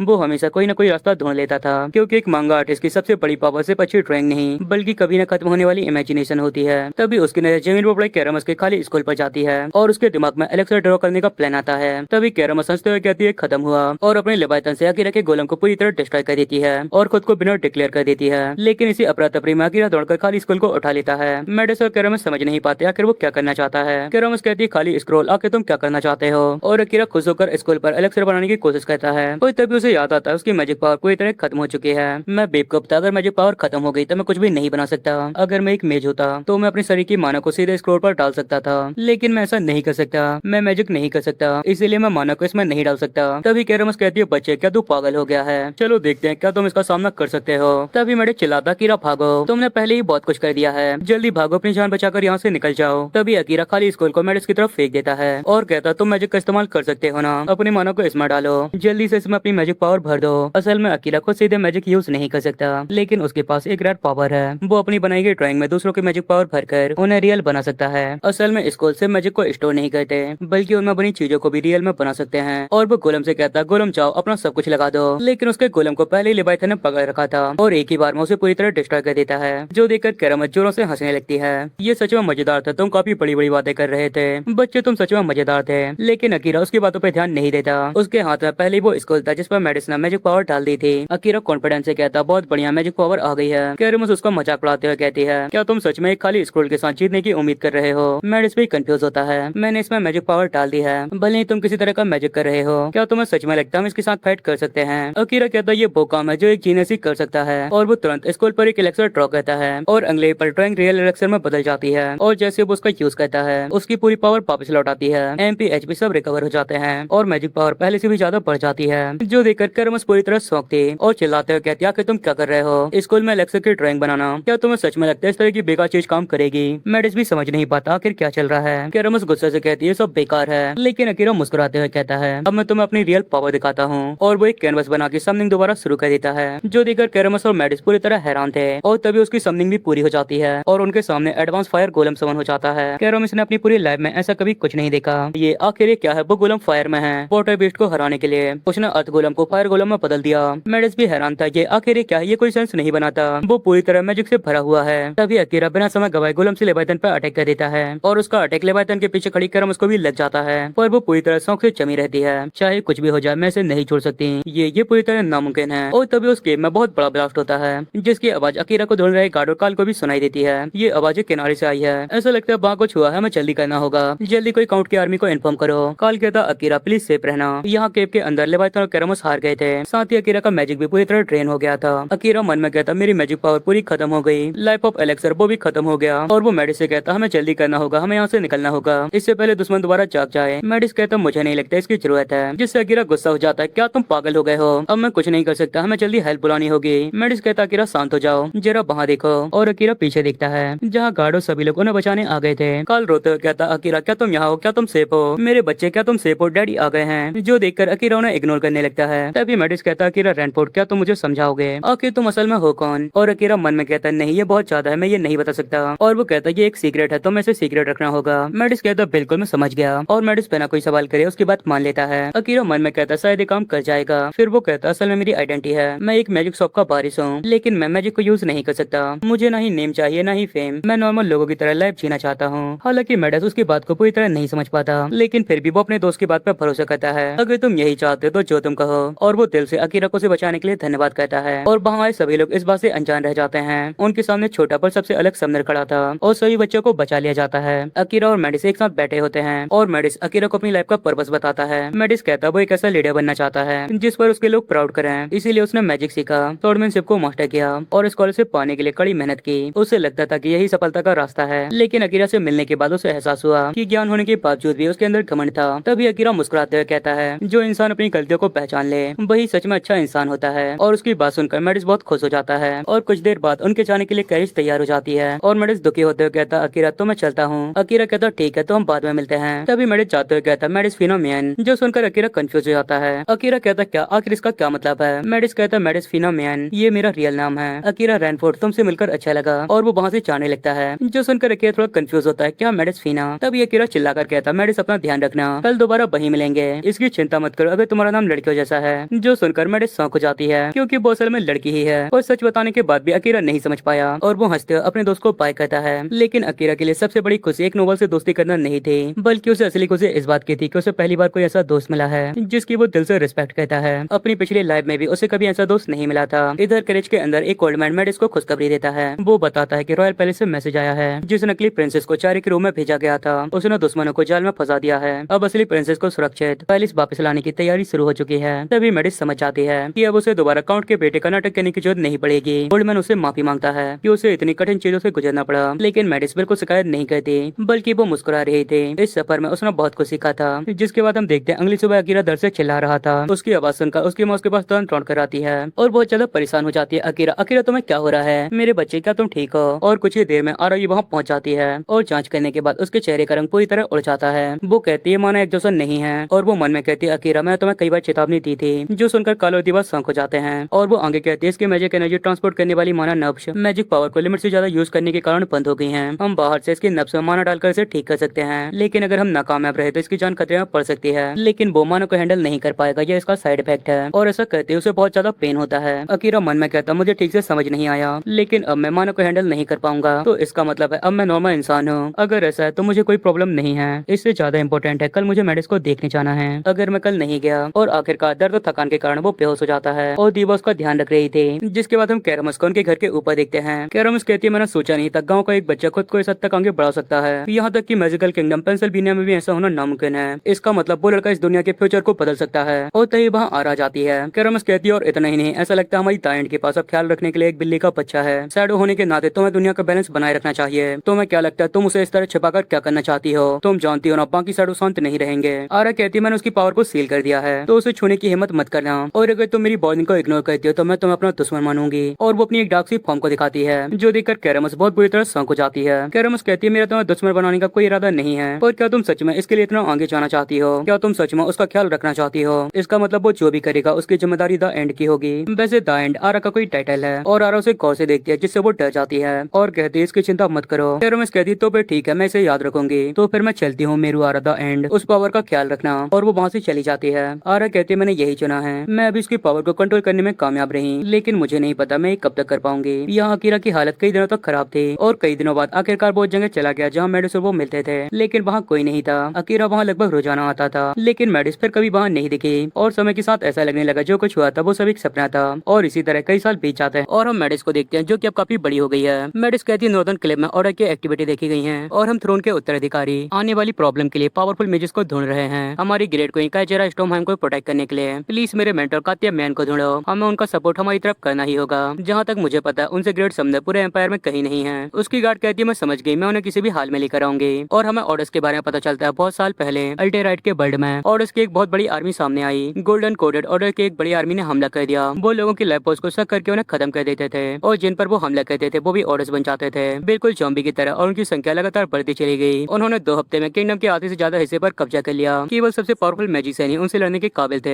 नॉर्मल ह्यूमन और क्रीचर उनके सामने पूरी तरह बेकार थे और आखिर में पेंसिलवेनिया के मैजिक स्क्वाड और समनर ने उनका सामना किया और आखिर में पेंसिलवेनिया के सोल्जर्स की हेल्प से कंटिन्यू ऑर्डर्स को हरा दिया और इस वॉर को जीत लिया। लेकिन उन्हें इसकी एक कीमत चुकानी पड़ी। इस वॉर में ग्रेट हीरो द मैन जिन्होंने हजारों ऑर्डर्स को मारा था और उनकी वाइफ स्टॉर्महाइम की सेकंड क्वीन इसमें मारे गए। लेकिन पूरी दुनिया ने इस वॉर को बड़े करीब से देखा था, इसीलिए ह्यूमंस के फ्यूचर को प्रोटेक्ट करने के लिए और ऑर्डर्स के हमले से खुद को बचाने के लिए पूरी दुनिया एक हो गई। स्टॉर्महाइम के नॉर्दर्न रीजन में एक ग्रेट बॉल बनाई गई पर इन सभी घटनाओं से स्टॉर्महाइम की फर्स्ट क्वीन और यही है क्वीन काइजरा स्टॉर्महाइम जिनके पास हीरो का टाइटल था, उन्होंने अपना कंट्री हीरो का टाइटल छोड़ दिया और सबने और सॉर्सर को ट्रेन करने लगी। जिसके बाद 14 साल बीत जाते हैं और हम अपने एमसी को देखते हैं जो कि अपने दोस्त के साथ अपने दोस्त के गैम्बलिंग में हारे गए पैसों को वापस लेने आया था। लेकिन उसकी किस्मत साथ नहीं देती और बोल्टा हार जाता है और उस पर पूरे 9000 गोल्डन कॉइन का खर्चा हो जाता है। शॉपकीपर कहते तो अपने दोस्त की हेल्प करने की कोशिश कर रहे थे लेकिन तुम्हारी किस्मत तो उससे भी ज्यादा बेकार है। बच्चे तुम्हें हर मामले में दखल देना बंद करना चाहिए। जिसके बाद हम उन दोनों को एक बार में देखते हैं। एमसी का दोस्त हंसते हुए कहता है मैं तुम्हारी मदद का शुक्रगुजार हूँ लेकिन मेरा कर्ज चुकाना ही ठीक था। अकीरा कहता मैं कितना बड़ा लूजर हूँ, मैंने कहा था मैं पैसे रिकवर करूंगा लेकिन आखिर में मैं सब कुछ हार गया। उसका दोस्त कहता तुम हमेशा अजीब और गरीब चीजों में अटके रहते हो। अकीरा तुम सच में ऐसे हो? तभी अकीरा गुस्से से कहता मान लिया मैं भावनाओं में थोड़ा बह गया था लेकिन मैं तुम्हारी मांगे गए 100 गोल्डन कॉइन को इग्नोर नहीं कर सकता और सबसे बड़ी बात मुझे पता ही नहीं था तुम 1000 से भी ज्यादा गोल्डन कॉइन पहले ही गवा चुके थे। बेवकूफ ये सब तुम्हारी गलती है, तुम्हारे कारण मेरा सब कुछ चला गया। और उसकी कॉलर पकड़ते हुए कहता क्या तुम दूसरों के पैसे इसी तरह बर्बाद करते हो? क्या तूने मुझे कोई बटुआ समझ रखा है? उसका दोस्त हंसते हुए कहता मुझे इस बात का दुख है, मैं उन पैसों को वापस जीना चाहता था और उससे पैसे वसूल करना चाहता था लेकिन अब जब कर्ज बढ़कर 9000 गोल्डन कॉइन हो गया है तो हमें उन्हें चुकाना होगा। अब इसके बारे में बात करने का कोई फायदा नहीं है और अकीरा को भी समझ आ जाता है सब कुछ बेकार है। अकीरा कहता है 9000 गोल्डन कॉइन ये मेरे दुकान के पूरे आधे साल की कमाई है, मैं इतना सारा पैसा कैसे गवा सकता हूँ? मेरा दिमाग सच में खराब है। उसका दोस्त कहता हाँ हम कभी नहीं बदल सकते, पता नहीं क्यों हमारी किस्मत कभी साथ नहीं देते, ना ही हमारे पास टैलेंट है और ना ही किस्मत, हमारे पास इनमें से कुछ भी नहीं है। मैं नाइट का बेटा हूँ जो शॉर्ट यूज नहीं कर सकता और तुम मैजिक शॉप ओनर के बेटे हो जो मैजिक का इस्तेमाल नहीं कर सकता। ये शायद बढ़िया होता अगर हम किसान की फैमिली में पैदा होते। मेरे भाई बहन दोनों नॉर्थ वॉल में नाइट हैं और मैं अकेला लूजर हूँ। ये सच में बहुत बुरा है। तुम्हारे हाल भी मेरी तरह है। वैसे क्या तुम्हें तुम्हारी फैमिली से प्रेशर है? लेकिन अकीरा मना कर देता है नहीं ऐसा कुछ नहीं है। उसका दोस्त हंसते हुए कहता तो इस बात से कोई फर्क नहीं पड़ता कि उनका बेटा मैजिक को इस्तेमाल नहीं कर सकता। कोई तभी उसे रियलाइज होता है शायद उसने कुछ ज्यादा ही कह दिया और वो अकीरा से सॉरी कहता है और वो आगे कहता बचपन में इंसिडेंट के बाद तुमने अपनी मैजिक एबिलिटी खो दी थी ना, मुझे माफ करना, लगता है हम दोनों अलग हैं, शायद तुम थोड़े बहुत टैलेंटेड हो। अकीरा कहता चिंता मत करो मुझे इससे कोई फर्क नहीं पड़ता, मैं शुरुआत से बहुत ज्यादा टैलेंटेड नहीं था और मैं स्कूल पर निर्भर था बिल्कुल अभी के जैसा। इसके अलावा मैं आखिरकार सक्सेस के लिए बना ही नहीं था, मेरे लिए मर्चेंट के तौर पर काम करना ही काफी है और चूंकि मैं सेकंड जनरेशन हूँ तो मुझे मैरिज पे या जॉब सिक्योरिटी की चिंता करने की कोई जरूरत नहीं है। उसका दोस्त कहता तुम पहले ही शादी के बारे में सोच रहे हो, तभी उनके पास बाकी बेटर्स आती है। मैं तुम दोनों को बहुत देर से सुन रही हूँ, मुझे यकीन नहीं हो रहा दो लड़के अपने फ्यूचर को लेके निराशा से बात कर रहे हैं। तुम दोनों अभी यंग हो इसलिए थोड़े और सपने देखो और उसे देखकर वो दोनों उसे देखते ही रह जाते हैं। अकीरा का दोस्त कहता मिस लुइसा आप हमारी भावना को समझते हैं ना? लुइसा कहती लोगों की बात समझ नहीं हमारा काम है और वो अकीरा से कहती तो एक शॉप के ओनर जिसके पास कोई एबिलिटी नहीं है वो मेरा खुद का प्रिंस बनने के लिए काफी अच्छा है, अभी तक तुम्हें वाइफ नहीं मिली ना, तो फिर मेरे साथ डेट में जाने का क्या ख्याल है? और अकीरा मना कर देता है नहीं मुझे ऐसा नहीं लगता। तभी अकीरा का दोस्त कहता मिस लुइस मेरा क्या ख्याल है, मैं आपके साथ कहीं भी चल सकता हूँ। लुइस कहती क्या तुम्हारे पास भी शॉप है या कुछ और? वो कहता नहीं लेकिन मैं तुमसे सच्चा प्यार करता हूँ। लुइस कहती है माफ करना प्यार से पेट नहीं भरता और वहाँ से चली जाती है। अकीरा का दोस्त कहता मिस लुइस वाकई कमाल की है, तुमने उनके ऑफर को क्यों ठुकरा दिया? तुम्हें पता है ना वो तुम्हें इनवाइट कर रही थी। अकीरा कहता भूल जाओ वो बस मजाक था। उसका दोस्त कहता तुम अभी तक बच्चे हो, शुरुआत इसी तरह होती है, लेकिन तुमने तो उनकी तरफ ध्यान भी नहीं दिया। अब मुझे ये मत कहना कि तुम्हें लड़के पसंद है। अकीरा कहता बेवकूफ बकवास बंद कर और मेरे पैसों के बारे में सोच। कोई तभी वहाँ आ जाती है और अकीरा वहाँ से जाने लगता है। अकीरा का दोस्त कहता तो ये बात है इसीलिए तुमने मिस लुइस को मना कर दिया, तुम्हारे पास पहले एक एल्फ मेट है। अकीरा कहता अपनी बकवास बंद कर। उसका दोस्त कहता मुझे ये मत कहना कि तुमने उसे किसी स्पेल के बस में रखा है। अकीरा कहता बेवकूफ अपनी बकवास बंद कर, ये मत सोचना मैं अपने पैसों के बारे में भूल जाऊंगा। और वो आरा के साथ वहाँ से निकल जाता है। आरा कहती है अकीरा तुमसे कोई मिलने आया है, वो तुम्हारा घर पे इंतजार कर रहे हैं। अकीरा खुश होकर कहता क्या मेरे पैसे वापस मिल रहे हैं? आरा कहती नहीं वो लोग रॉयल पैलेस से आए हैं। अकीरा कहता क्या रॉयल पैलेस से? आखिर वो लोग क्यों आए हैं? और वो लोग दोबारा चलने लगते हैं पर अकीरा शर्मा रहा था। अकीरा मन में कहता आरा ने बचपन से मेरा ख्याल रखा है, मेड के रूप में वो मेरी फैमिली का हिस्सा बन चुकी है। इसके अलावा वो मेरे ड्राइंग का सीक्रेट भी जानती है, वो इस वर्ल्ड में अकेली है जो ये जानती है। 8 साल पहले किडनैप किए जाने के बाद मैंने अपनी बॉडी की मानव नब्ज को खो दिया था, तब से मैं अपने दम पर मानव यूज नहीं कर सकता और अगर मैं दूसरों की मानव को अपनी बॉडी में डाल लूं तो मैं ड्राइंग बना सकता हूँ। ये बात केवल आरा ही जानती है। इसके अलावा जब मैं एक नॉर्मल लाइफ जीना चाहता हूँ तो मुझे उन एबिलिटी की कोई जरूरत नहीं है और जब तक मेरे पास स्किल्स हैं मैं कुछ नॉर्मल मैजिक यूज कर सकता हूँ। तो तभी उसे एहसास होता है वो लोग डेटिंग स्पॉट पर पहुंच गए थे। अकीरा मन में कहता मैंने अभी ध्यान दिया ये तो पॉपुलर डेटिंग स्पॉट है और वो आरा को देखता है जिससे वो कुछ समय के लिए शौक हो जाती है और कहती है क्या कोई प्रॉब्लम है, लेकिन अकीरा मना कर देता है। अकीरा मन में कहता है ये सब उस बेवकूफ के अजीब बातों के कारण है, लेकिन अब मैं उन्हें अपने दिमाग से नहीं निकाल पा रहा। बेवकूफ, आरा तुम्हारी फैमिली है, मैं उसे इस तरह नहीं देख सकता। और तभी आरा आसपास देखती है और अकीरा का हाथ पकड़ लेती है। अकीरा मन में कहता, आरा तुम अचानक ये सब क्यों कर रही हो? आरा कहती है, अकीरा चिंता मत करो, भले ही तुम मैजिक इस्तेमाल ना कर पाओ और तुम हमेशा अकेला ही रहोगे। और उसकी बात सुनकर अकीरा खुश हो जाता है और मन में कहता, तो तुम पूरे समय मुझे सुन रही थी। और कहता, आरा तुम्हारा शुक्रिया, तुमने सही कहा। और अकीरा मन में कहता, आरा पूरे समय बिना किसी शर्त के मेरे साथ थी, तब भी जब लोगों को मेरे लिए बुरा लग रहा था। एक ऐसी माँ जो अपने बेटे से पूछती है कि उसे क्या खाना है, भले ही उसका बेटा निकम्मा है, वो हमेशा मुस्कुराकर बात करती है। एक पिता जो अपने बेटे से स्कूल के बारे में अच्छी तरह पढ़ने के लिए कहता है, भले ही वो किसी भी प्रकार का मैजिक यूज नहीं कर सकता। मैं चाहे कितना भी पैसा क्यों ना कमा लूं, इस तरह की लाइफ कभी नहीं जी सकता। एक ऐसी लाइफ जो मुझे कहीं और कभी नहीं मिलेगी, एक ऐसी लाइफ जहाँ मुझे परेशानी और कठिनाइयों से ना गुजरना पड़े। मैं बस अपनी लाइफ को अपनी तरह से जी सकता हूँ। और तभी उसे अपने 9,000 गोल्डन कॉइन का कर्जा याद आता है और उसका मूड दोबारा खराब हो जाता है। मुझे किसी तरह पैसे कमाने का रास्ता ढूंढना होगा। और आखिरकार वो लोग उनके घर पहुंच जाते हैं और आया हुआ बंदा कहता है, क्या तुम अकीरा रैनफोर्ड हो? मैं एक बार फिर कहूंगी, क्या तुम ग्रेट समनिंग सॉर्सरर अकीरा रैनफोर्ड हो?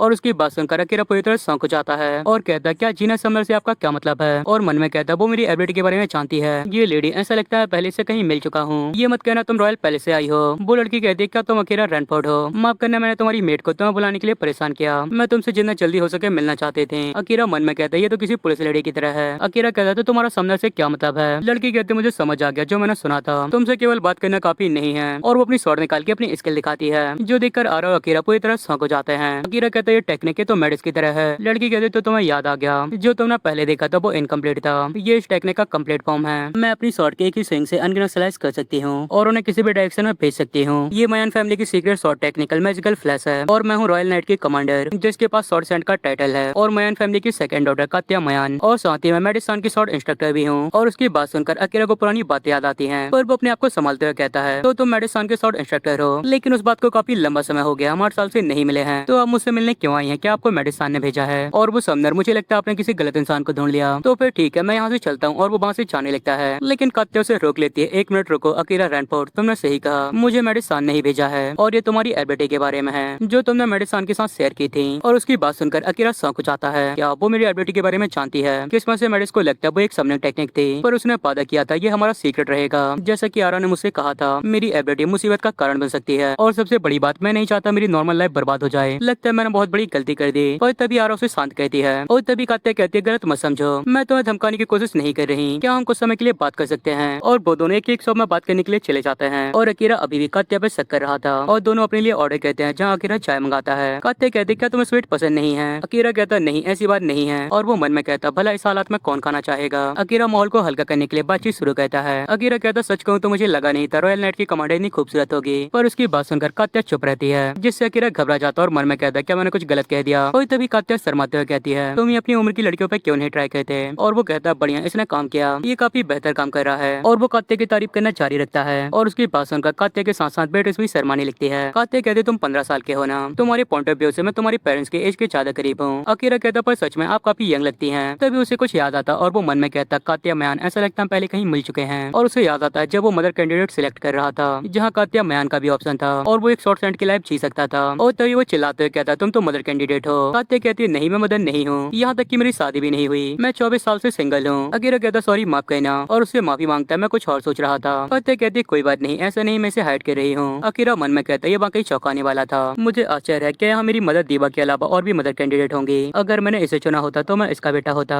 मुझे अचानक काफी अजीब लग रहा है, और अगर ये मेरी मदर होती तो वो मुझे धमकाने वाली इंसान नहीं होती। और वो आगे कहता है, वैसे क्या कारण था जो आप मुझसे मिलना चाहते थे? कात्या कहती, सच में ये बात काफी लंबी हो गई है, इसलिए मैं तुम्हें शॉर्ट में बताती हूँ। अकीरा रैनफोर्ड में चाहती हूँ, मैं चाहती हूँ तुम मेरी पार्टी को ज्वाइन करो, जिससे फ्लेम ड्रैगन को काबू करने का काम मिला है। मुझे तुम्हारी समनिंग एबिलिटी की जरूरत है। और उसकी बात सुनकर अकीरा शौक हो जाता है, वो यहाँ मुझे अपनी पार्टी में ज्वाइन कराने आई है। और वो हैरानी से कहता है, क्या फ्लेम ड्रैगन वो मेरी एबिलिटी के बारे में जानती है? तो मुझे उसे सच बताना चाहिए। और वो कहता है, सच ये है, मैं पहले समनिंग कर सकता था, लेकिन बचपन में मेरे साथ एक एक्सीडेंट हुआ और मेरी मानव नफ्स पूरी तरह डिस्ट्रॉय हो गई। अब मैं मैजिक का इस्तेमाल बिल्कुल भी नहीं कर सकता। मैं बिना स्कूल की हेल्प से बिगनर लेवल मैजिक भी नहीं कर सकता, इसीलिए मुझे नहीं लगता मैं किसी भी तरह से आपकी मदद कर पाऊंगा। किसी मॉन्स्टर से डील करना तो बहुत बड़ी बात है। और उसकी बात सुनकर कात्या चुप रहती है और मेडिस की बातों को याद करती है, जहाँ मेडिस ने कहा था वो एक जीनियस है, लेकिन वो अपनी पावर्स को छुपा कर रखता है, लेकिन अगर उसके दोस्त मुसीबत में हो तो वो उनके लिए अपनी जान भी लगा देता है। और कात्या कहती, मुझे नहीं पता तुम अपनी एबिलिटी को इतनी बुरी तरह क्यों छुपा रहे हो? अकीरा कहता, नहीं मैं झूठ नहीं कह रहा, मैं सच में मैजिक का यूज नहीं कर सकता, तुम चाहो तो टाउन में किसी से भी पूछ सकती हो। कात्या कहती, तो फिर चिंता मत करो, मेरे पास कोई है जो तुम्हें माना दे सकता है। मेरी पार्टी में एक प्रोटेजी सॉर्सरर है, वो मैजिक कंट्री पेंसिल्वेनिया से है। तुम्हारा काम केवल गोलम को समन करना है, हम उसे फ्लेम ड्रैगन के खिलाफ शील्ड की तरह इस्तेमाल करेंगे, तुम्हें केवल समन करना है। अकीरा कहता नहीं मुझे नहीं पता मैं ऐसा कर पाऊंगा या फिर नहीं। काते कहती चिंता मत करो, तुम्हें इसका रिवॉर्ड भी मिलेगा, पूरे 10,000 गोल्डन कॉइन। और अमाउंट सुनकर अकीरा की बोलती बंद हो जाती है। क्या तुमने कितना कहा? काते दोबारा कहती है 10,000 गोल्डन कॉइन। अकीरा कहते इन पैसों से मेरा पूरा कर्ज चुक जाएगा। और उसका रिएक्शन देखकर काते खुश हो जाती है। उसका प्लान काम कर रहा था, मैं तुम्हें एक ही बार में पूरे 10,000 दूंगी, केवल गोलम को समन करने के लिए और हमें असिस्ट करने के लिए, फिर चाहे रिजल्ट जो भी हो।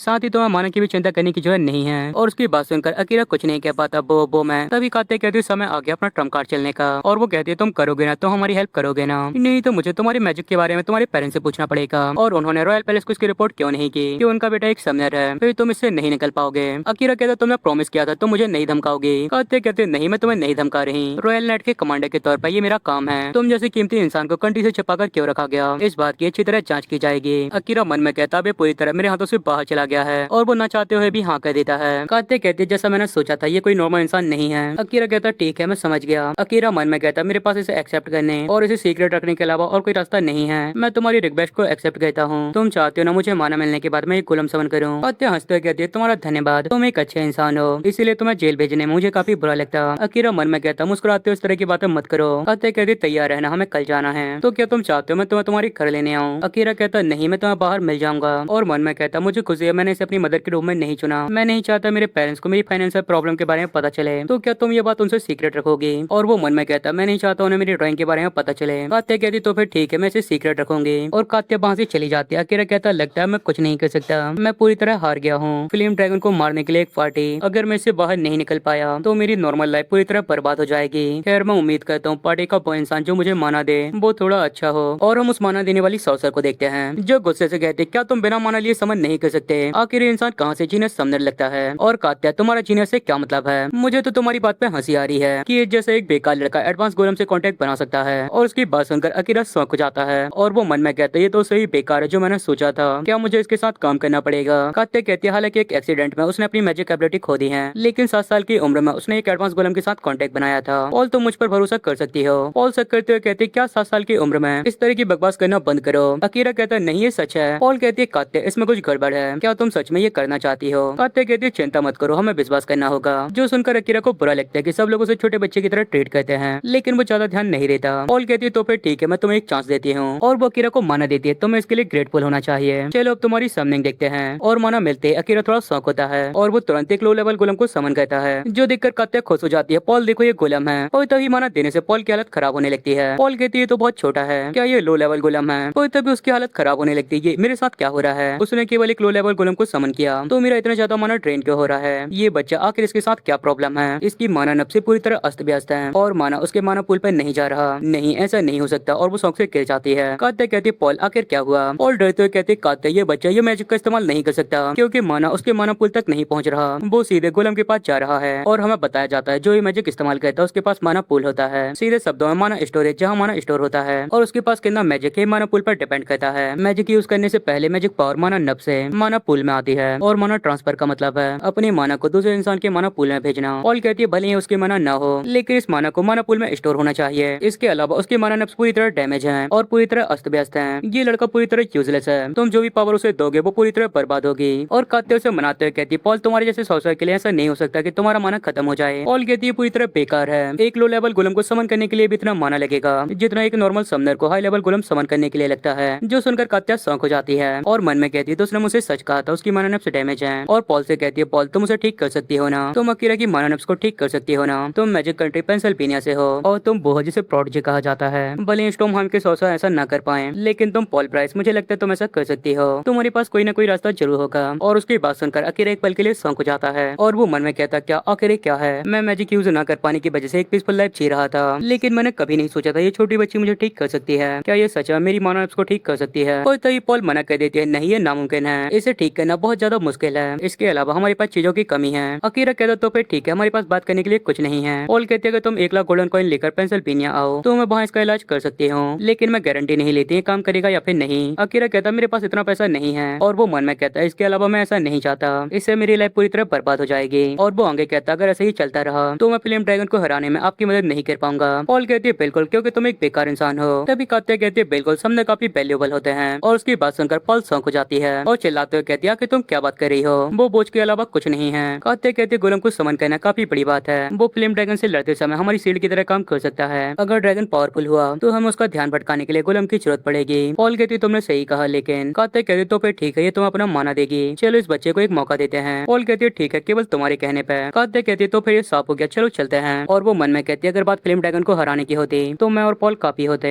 लेकिन इस मिशन का असली मकसद अकीरा रैनपोर्ट के एबिलिटी और कैरेक्टर की जांच करना है। मुझे नहीं पता क्या ये सच में उतना टैलेंटेड है जितना मुझे बताया गया है। और वो पॉल से कहती है पॉल उसे वो दे दो, वो स्पेशली अकीरा के लिए तैयार किया गया था। और उसकी बात सुनकर पॉल शॉक हो जाती है और वो कहती है उस चीज के लिए बहुत ज्यादा बुरा है, ये किसी भी तरह से उसके लायक नहीं है। कहते कहते पर ये अकीरा के लिए गिफ्ट था और पॉल ना चाहते हुए उसे वो देने लगती है। इसे इस तरह का हाई लेवल आइटम देना ये इसकी सीधी बर्बादी है। रॉयल नाइट्स की कंट्री सच में बहुत ज्यादा पैसा बर्बाद करती है और वो उसे अकीरा को दे देती है जो कि एक क्लॉक होता है। अकीरा कहता है ये तो रोवी है, ये डिजाइन बिल्कुल मॉडर्न कपल जैसा है। कहते कहते इसे पेंसिल पीने बनाया गया है खासकर मेजेस के लिए। ये स्कूल की तरह जो ऑटोमेटिक काम करता है। इसमें पहले हीलिंग और प्रोटेक्शन स्पेल एक्टिव है, जो सुनकर अकीरा काफी खुश होता है। और तभी वो कहता है ये काफी महंगा लगता है। कहते कहते बिल्कुल ये मैजिक टूल है जिसे पेंसिल पीने बनाया गया है। ये वैल्यूएबल आइटम केवल वहीं बनते हैं। इसे मेडिस फीना सान की तरफ से सिंसियरिटी समझो। अकीरा कहते ये तो मेडिस का पूरा नाम है। पॉल कहती सच कहूँ तो इसे ये देना इसे फेंकने जैसा है। कहते कहते या फिर नहीं, ये तुम्हारी एबिलिटी पर निर्भर करता है। अकीरा मन में कहता वो मुझ पर ताना और उम्मीद दोनों से हमला कर रही है। क्या ठीक है, मुझे इसके लिए 10,000 गोल्डन कॉइन मिलेंगे। मुझे इस मिशन को सक्सेसफुल बनाना होगा। और वो कहता मुझे लगा नहीं था आप लोग मुझ पर इतने सीरियस हैं। हालांकि मैं तो नौसिखिया भी नहीं हूँ। खैर मैं अपनी पूरी कोशिश करूंगा। कहते कहते बिल्कुल हमें यही तो चाहिए था। चलो अपना बैठ करते हैं। और वो लोग उनके मिशन पर चले जाते हैं और कुछ ही देर बाद उन्हें उनका पहला टारगेट मिलता है जो कि एक फीमेल बेसिलिक ड्रैगन थी जिससे काते और पॉल फाइट कर रहे थे। और अकीरा एक तरफ डर कर बैठा हुआ था। तभी पॉल अपने थंडर मैजिक से उस पर अटैक करती है और कात्या मैजिकल फ्लैश से उसे खत्म कर देती है। और उनकी पावर और ड्रैगन को देखकर अकीरा बहुत डरा हुआ था। उन दोनों ने बेसिलिक ड्रैगन को ऐसे हरा दिया जैसे वो कोई लिजर्ड हो। ये सच में बहुत पावरफुल है। मास्टर सॉर्ट्समैन और प्रोडिजी सॉर्सरर वो दोनों वाकई काफी स्ट्रॉन्ग हैं। मुझे सच में समझ नहीं आ रहा आखिर उन्हें मेरी जरूरत क्यों है। जिसके बाद वो लोग हॉट स्प्रिंग में आराम करते हैं। कहते कहते चूंकि हम फ्लेम ड्रैगन के नेस्ट के काफी करीब हैं, तो क्यों ना हम आज हॉट स्प्रिंग में आराम करें और अपनी थकान को दूर करें। पॉल कहती क्या तुम चाहती हो मैं हीलिंग मैजिक का यूज करूं। कहते कहती नहीं, मुझे चोट नहीं लगी है। तुम इसे अकीरा पे क्यों नहीं इस्तेमाल करती। मुझे लगता है उससे पहले घुटने पे चोट लगी थी। पॉल कहती किसी बेकार इंसान पे हीलिंग मैजिक का यूज करना ये तो पैसों की बर्बादी है।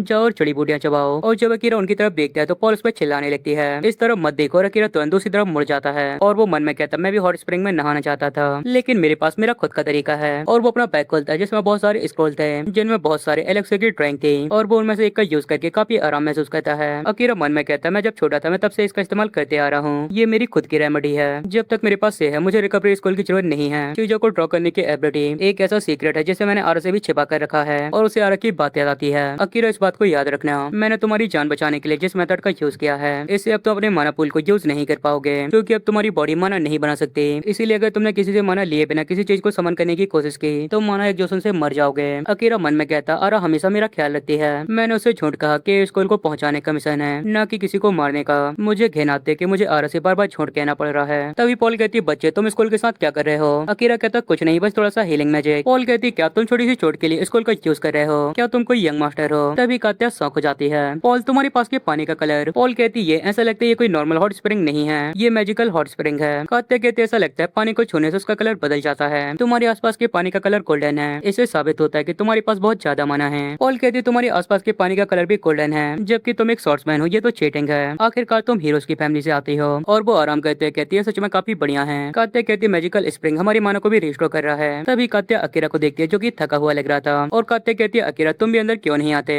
जो सुनकर पॉल नाराज हो जाती है और चिल्लाने लगती है। कात्या कहती है लेकिन ये मैजिकल स्प्रिंग है, शायद मैजिकल स्प्रिंग का असर उसकी माना सेग्लूशन पर पड़े, हमें इसे आजमा कर देखना चाहिए, भले ही थोड़ी समय के लिए काम क्यों ना करे। जो सुनकर पॉल कुछ नहीं कह पाती और वो अकीरा पे चिल्लाते कहती है अगर तुम दूर रहोगे तो फिर ठीक रहेगा, बेवकूफ वहाँ किनारे जाओ। अकीरा मन में कहता है क्या ये हॉट स्प्रिंग तुम्हारा है और बाहर से उसे धन्यवाद कहता है और वो भी हॉट स्प्रिंग में आकर आराम करने लगता है। कात्या कहते क्या अब तुम्हें अच्छा लग रहा है। अकीरा कहता हाँ अब काफी अच्छा लग रहा है। कात्या मन में कहती है ऐसा लगता है उसने अपनी बॉडी को काफी ज्यादा ट्रेन किया है। तभी पॉल शौक हो जाती है आखिर ये क्या हो रहा है, इस बेकार बच्चे के पास के पानी का कलर रेनबो कलर में क्यों ग्लो कर रहा है। और वो अकीरा पे चिल्लाते हुए कहती है आखिर ये पानी का कलर रेनबो कलर पे क्यों ग्लो कर रहा है, आखिर तुम असल में कौन हो। अकीरा भी शौक होता है कहता नहीं मुझे नहीं पता आखिर क्या हो रहा है। और वो मन में कहता है ये बहुत ज्यादा बुरा है, ऐसा लगता है मेरे पास न केवल चीट कोड है बल्कि सबसे अलग बॉडी भी है। बातें कहते जैसा अकीरा से उम्मीद थी। पॉल क्या इसका मतलब है। अकीरा का माना हमारी उम्मीद से भी बहुत ज्यादा है। पॉल कहती है रिएक्शन ये रेनबो कलर मैंने भी इसे पहली बार देखा है, मैंने इससे पहले ऐसा कुछ नहीं देखा। जो सुनकर अकीरा और कात्या हैरान हो जाते हैं। कात्या कहती क्या यहाँ तक कि तुम्हें इस बारे में नहीं पता। और पॉल शर्मिंदा होते हुए कहती मुझे नहीं पता ये अच्छा है या फिर नहीं क्योंकि मैंने इससे पहले ऐसा कुछ नहीं देखा। नॉर्मल नॉर्मली मैजिक स्प्रिंग में 5 तरह के रिएक्शन होते हैं और अगर किसी के पास माना नहीं होता तो कोई रिएक्शन नहीं होता।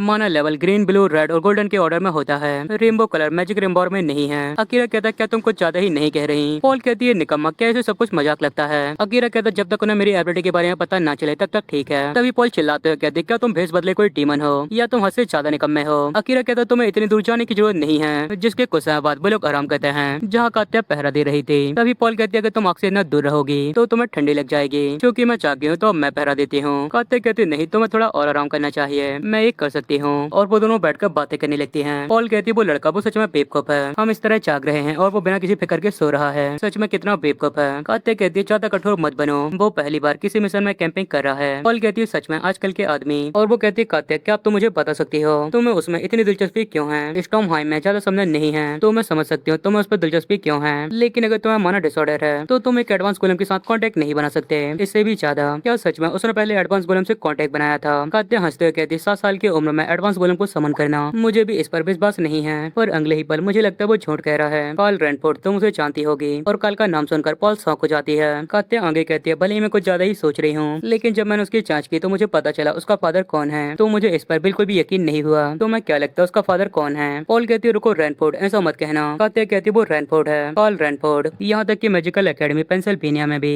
जहाँ जीनियस लोग इकट्ठा होते हैं वहाँ भी उसे हिस्ट्री का सबसे जीनियस मेज कहा जाता है। यहाँ तक कि उसे आने वाला दूसरा इविल गॉड भी कहा जाता है। और वो बेकार लड़का उसका बेटा है। पॉल कहती है 18 साल पहले वो पेंसिल्वेनिया से गायब हो गया। कई लोग उसे ऑर्डर के खिलाफ वॉर में भागना लेने के लिए बुरा कहते हैं। वो जरूर अपने बेटे को बड़ा करने के लिए स्टॉर्महाइम से रिटायर हो गया होगा। कात्या कहती है इसलिए सच में काफी दिलचस्प है ना। 7 साल का एक बच्चा जिसने एडवांस गोलेम के साथ कांटेक्ट बनाया, ये बात सच में काफी बेकार है। लेकिन अगर वो कार्ल रेनफोर्ड है, एक ऐसा ग्रेट जीनियस जिसने पेंसिल्वेनिया के मैजिकल टेक्निक को यहाँ तक पहुँचाया, तो क्या ये पॉसिबल नहीं है कि उसका बेटा किसी एडवांस गोलेम के साथ कांटेक्ट बना ले। पॉल कहती तो ये कहानी है, इसीलिए हमेशा सतर्क रहने वाली कात्या उसके प्रति असतर्क है। मुझे लगभग गलतफहमी हो गई थी कि ये तुम्हारी पर्सनल फीलिंग्स हैं। कात्या कहती माफ करना, मेरे कुछ पर्सनल रीजन भी हैं। जब मैंने उसे पहली बार देखा तो ये मानना मुश्किल था कि हम पहली बार मिल रहे हैं। मुझे ऐसा लग रहा था जैसे हमारे बीच कोई कनेक्शन है, इसीलिए मैं उसे और भी करीब से देखना चाहती थी। जिसके बाद उनका मिशन दोबारा शुरू हो जाता है जहाँ उनके सामने एक फ्लेम ड्रैगन खड़ा था। पॉल कहती आखिरकार हमने इसे ढूंढ लिया, इसमें पूरा एक दिन लग गया। अकीरा कहता तो ये फ्लेम ड्रैगन है। तभी पॉल कहती बेवकूफ अब तुम्हारी बारी है, जल्दी करो गोलेम समन करो। अकीरा मन में कहता है काफी बुरा लगता है जब तुम मुझे बेकार कहती हो। पॉल कहती क्या तुम सच में एक एडवांस गोलेम समन कर सकते हो। और तभी अकीरा पॉल के माना से एक गोलेम समन कर लेता है, जो देखकर कात्या खुश हो जाती है और पॉल शौक हो जाती है। कात्या कहती पॉल देखो ये कितना बड़ा है, ये जरूर एक एडवांस गोलेम है। पॉल मन में कहती सच में मुझे समझ नहीं आ रहा आखिर एक 7 साल का बच्चा एडवांस गोलेम के साथ कांटेक्ट कैसे बना सकता है, आखिर इसका क्या मतलब है। और तभी उसका माना बहुत जल्दी ड्रेन होने लगता है। पॉल कहती मेरा माना बहुत जल्दी ड्रेन हो रहा है, कात्या जल्दी इसे खत्म करो। कात्या कहती मैं समझ गई और उस पर चार्ज कर देती है। कात्या कहती अकीरा फिल्म ड्रैगन पे ध्यान दो, इसे जल्दी मूव करो। अकीरा कहता मैं जितना हो सके उतनी तेजी से मूव कर रहा हूँ। और वो मन में कहता मेरे पास माना नहीं है, मैं इस तरह इसे अच्छी तरह काबू नहीं कर सकता।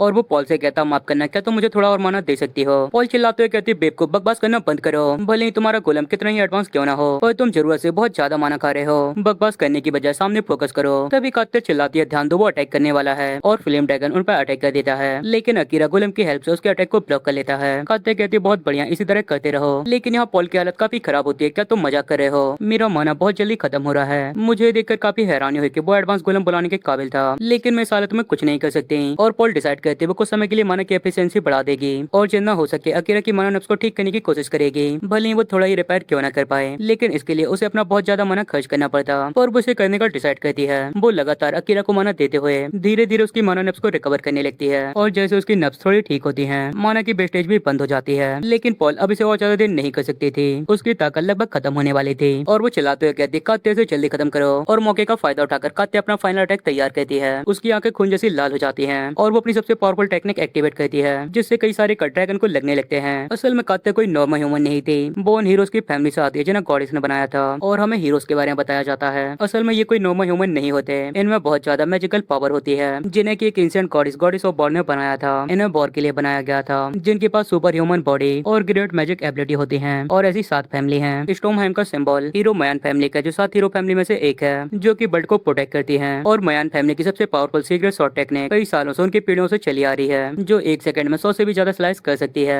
जिसकी स्पीड ऑफ लाइट से भी तेज होती है। और रेड आई वाला ब्लडी फिनिक्स मयान फैमिली का सिंबल है, जिसे पूरी दुनिया में ब्लड बजट भी कहा जाता है। यहाँ अकीरा उसकी पावर देखकर बहुत शौक था। अकीरा मन में कहता है शॉट के एक ही स्विंग से उसने इतने बड़े मॉन्स्टर को हरा दिया, क्या ये हीरो की पावर है, क्या मेडिस भी फ्यूचर में ऐसा ही बन जाएगा। तभी कात्या कहती सच कहूँ तो मुझे थोड़ा डाउट था, लेकिन अब मुझे पूरा यकीन हो गया है, अकीरा तुमने सच में एक एडवांस गोलेम के साथ कांटेक्ट बनाया है। अकीरा कहता हाँ आपने सही कहा, और वो मन में कहता है खैर इसके बाद ये रिक्वेस्ट कंप्लीट हो जाएगी। और वो आगे कहता है ये सब पॉल सान के माना देने के कारण है, यही कारण है कि मैं समन कर पाया। और हम पॉल को देखते हैं जिसकी हालत बहुत खराब होती है। तभी काते कहते हैं भले तुमने समन कर लिया हो, लेकिन एक बात अभी बहुत अजीब है, आमतौर पर किसी पावरफुल बीस्ट के साथ कांटेक्ट इतनी आसानी से नहीं बन सकता। ऐसा तभी पॉसिबल है जब कोई पुराना समनर अपना कांटेक्ट किसी दूसरे को ट्रांसफर करे या समनिंग बीस्ट को नए सॉर्सर के सामने झुका दिया जाए। चाहे कुछ भी हो, हाई लेवल बीस्ट के साथ कांटेक्ट बनाना काफी ज्यादा रेयर है। 7 साल की उम्र में इस तरह का काम करना, मैंने इसके बारे में पहले कभी नहीं सुना। अकीरा रनफोर्ड मुझे जवाब दो, तुमने अपना टैलेंट क्यों छिपाया? क्या तुम्हारे फादर ने तुम्हें ऐसा करने के लिए कहा था? अकीरा मन में कहता आखिर ये सब क्या हो रहा है? जैसा मैंने सोचा था, मुझे पहले इस रिक्वेस्ट पर डाउट था, लेकिन वो अचानक अब मेरी एबिलिटी के बारे में बात क्यों कर रही है? क्या मैं चाहता मैं कंट्री का समनर बनूं? मैं सच में पैसों की लालच में अंधा हो गया था, पता नहीं मैं इससे कैसे निकल पाऊंगा। और वो कहता मेरे फादर ने ऐसा करने के लिए नहीं कहा था। और तभी उसे समझ आता है अचानक इसमें फादर कहाँ से आ गए। और वो कहता कि तुम मेरे फादर के बारे में बात क्यों कर रही हो? कहते कहते क्योंकि ये सब कार्ल रैनफोर्ड का प्लान था अपने बेटे को जीनियस मेज बनाने के लिए, इसीलिए उसने तुम्हारे टैलेंट को छिपाया था ना। तभी अकीरा कहता क्या एक मिनट क्या जीनियस मेज? मेरे फादर केवल मैजिक शॉप के ओनर हैं। तभी पॉल कहती झूठ बोलना बंद करो, हमें बेवकूफ बनाने की कोशिश मत करो। अकीरा कहता क्या पॉलसान तुम भी? पॉल कहती 7 साल की उम्र में हाई लेवल बीस्ट के साथ कांटेक्ट बनाना, पहले मुझे भी ये सब एक मजाक लगा था, लेकिन तुमने समथिंग करके मुझे गलत साबित कर दिया। भले ही तुम्हारे पास माना ना हो, लेकिन ये सच है कि तुमने एक हाई लेवल बीस्ट के साथ कांटेक्ट बनाया। लेकिन एक 7 साल का बच्चा एक हाई लेवल बीस्ट के साथ कांटेक्ट बना सकता है, ये पूरी तरह बकवास बात है। इसका केवल एक ही मतलब है जो मैं सोच सकती हूँ, किसी हाई एबिलिटी वाले इंसान ने कांटेक्ट बनाने में तुम्हारी हेल्प की। एग्जाम्पल के लिए मैजिक एकेडमी की हिस्ट्री का सबसे जीनियस मेज कार्ल रैनफोर्ड जैसा कोई इंसान। और उसकी बात सुनकर अकीरा पूरा शौक हो जाता, आखिर ये क्या चल रहा है? आखिर ये लोग किस बारे में बात कर रहे हैं? अकीरा कहता एक मिनट रुको, क्या मेरे फादर फेमस हैं और वो हिस्ट्री के सबसे जीनियस मेज हैं? मैंने इसके बारे में कभी कुछ नहीं सुना। और उसकी बात सुनकर कात्या और पॉल एक दूसरे को शक की नजरों से देखती हैं। अकीरा मन में कहता क्या मेरे फादर? मैंने कभी नहीं सोचा था वो इंसान, क्या वो इंसान जीनियस है? क्या ये किसी तरह की मिस्टेक है? क्या वो उनके नाम वाला कोई और इंसान है? लेकिन अगर ये सच हुआ, मुझे लगा मैंने एक नॉर्मल मदर को चुना है, लेकिन मेरे फादर वो तो रहस्यों से भरे हुए हैं। मजाक करना बंद करो, मैं जीनियस मेज का बेटा नहीं हूँ। मैं इस तरह की किसी भी बात को मानने से इनकार करता हूँ। तभी कात्या कहती मुझे नहीं पता कल ने अपने बेटे के टैलेंट को क्यों छुपाया, लेकिन मुझे माफ करना, मैं तुमसे झूठ बोला कि ये रिक्वेस्ट ड्रैगन को मारने के लिए है। मुझे माफ करना, इस रिक्वेस्ट का रियल पर्पस तुम्हारी एबिलिटी और तुम्हारे बारे में जानना था, पर मैं तुम्हें साफ करना चाहती हूँ हमारा मकसद तुम्हें चोट पहुँचाने का नहीं था। ये ऑर्डर मेडिसन का था जो तुम पे बहुत विश्वास करती है। और तभी वहाँ की धरती हिलने लगती है। पॉल कहते क्या ये अर्थक्वेक है? कात्या कहते क्या वोल्केनो फटना शुरू हो गया। और तभी पॉल शौक हो जाती है, कात्या तुम्हारे पीछे, और उसके पीछे एक बहुत बड़ा ड्रैगन होता है। कात्या कहते क्या फ्लेम ड्रैगन? ये फिर से, लेकिन हमने तो उसे खत्म कर दिया था। और पॉल उसे देखकर बहुत बुरी तरह शौक हो जाती है और वो कहती है कोई फ्लेम ड्रैगन का नेक्स्ट नहीं था, ये उससे भी बहुत ज्यादा बुरा है। चाहे कुछ भी हो जाए उसे गुस्सा दिलाने की कोशिश मत करना, ये उसका अड्डा है, ये एक डिवाइन बीस्ट है। और हम देखते हैं वो ड्रैगन बहुत ज्यादा बड़ा होता है और हमें डिवाइन बीस्ट के बारे में बताया जाता है। हर एलिमेंट का एक डिवाइन बीस्ट होता है। अर्थ का डिवाइन बीस्ट है gnome, water divine beast leviathan, wind divine beast Alpina, और इन डिवाइन बीस्ट में जो सबसे पावरफुल माना जाता है वो है divine beast of fire salamander. Paul कहते हैं डिवाइन बीस्ट वो पिंक है जो 4 एलिमेंट पर रूल करते हैं, उन्हें अपनी टेरिटरी में किसी और का आना पसंद नहीं है। कहते गलती से भी उसे गुस्सा मत दिलाना,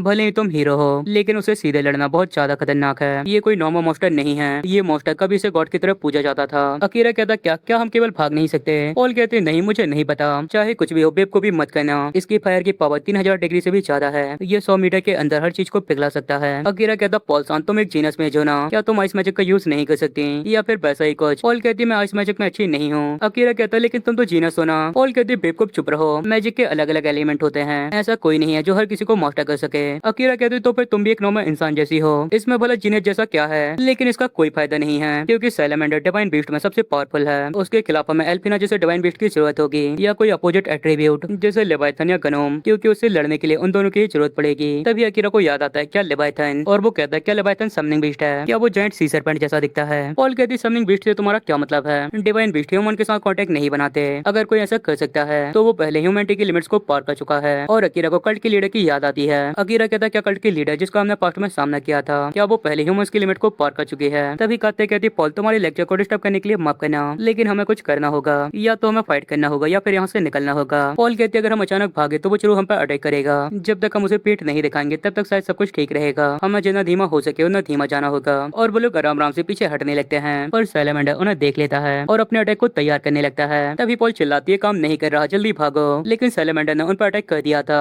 लेकिन पॉल उसके अटैक को ब्लॉक करके अकीरा को बचा लेती है। अकीरा हैरान होते हुए मन में कहता उसने ब्लॉक कर लिया, क्या उसने कहा नहीं था उसका ज्यादातर माना खत्म हो गया है? कात्या ने भी अपनी तरफ आ रहे अटैक को ब्लॉक कर लिया था। कात्या कहती है पॉल मैं इसे संभालती हूँ, तुम और अकीरा जल्दी से यहाँ से निकल जाओ। पॉल कहती है कात्या बेब को मत बनो, लेकिन कात्या उसकी बात नहीं मानती और चार्ज कर देती है। पॉल अकीरा से कहती है बेब को जल्दी गोलेम का यूज करो, जल्दी उसे समन करो। एक बैरियर के साथ हमारे पास भागने का रास्ता होगा। और वो मन में कहते हैं अपनी ताकत बचाने का समय नहीं है, मैं तुम्हें अपना माना दूंगी जब तक बैरियर से जल्दी करो। अकीरा कहते ये तो बेवकूफी है, तुम जानते हो ना मेरी मैजिक एबिलिटी बेकार है, तुम मुझे इतना सारा माना क्यों दे रही हो, इससे तुम्हारा माना पूरा खत्म हो जाएगा। पॉल कहती बकवास करना बंद करो, मैं तुम्हारी माना लीकेज को ठीक कर दूंगी। मैं कात्या को इस तरह इशारा बनाकर भाग नहीं सकती। अकीरा दांत पीसते हुए कहता तो फिर ठीक है, और वो एक एडवांस गोलम को समन कर देता है। पॉल कहती है बहुत बढ़िया, अब मैं तुम्हें बेवकूफ कहना बंद कर दूंगी। अकीरा कहता अब इन सब बातों का समय नहीं है। पॉल कहती है मैं तुम्हारी माना नफ्स को रिपेयर करूंगी 3 स्पेल एक बार में। ऐसा किए हुए काफी लंबा समय हो गया। जो सुनकर अकीरा शौक होता है, क्या बिल्कुल नहीं, वो न केवल मुझे माना दे रही है बल्कि ये बैरियर भी बनाए हुए है, साथ ही वो मेरी माना नफ्स को भी ठीक कर रही है। तो क्या यही पेंसिल्वेनिया की जीनियस मेज है? तो यही है पॉल ब्राइस की रियल पावर। और पॉल मैजिक स्पेल चांट कहती है, जो सुनकर अकीरा और भी शौक हो जाता है। ये तो 4 स्पेल हैं और चौथा स्पेल मौसम के लिए होता है जिससे पानी गिरने लगता है। अकीरा कहता है वो साथ में बेहतर मैजिक भी कर सकती है कि ये जीनियस के लिए नॉर्मल होता है। यहाँ कात्या को पानी के कारण फाइट करने में आसानी होती है। पॉल कहती है कात्या अपना बेस्ट करना, मैं अकीरा की माना एफिशिएंसी बढ़ा दूंगी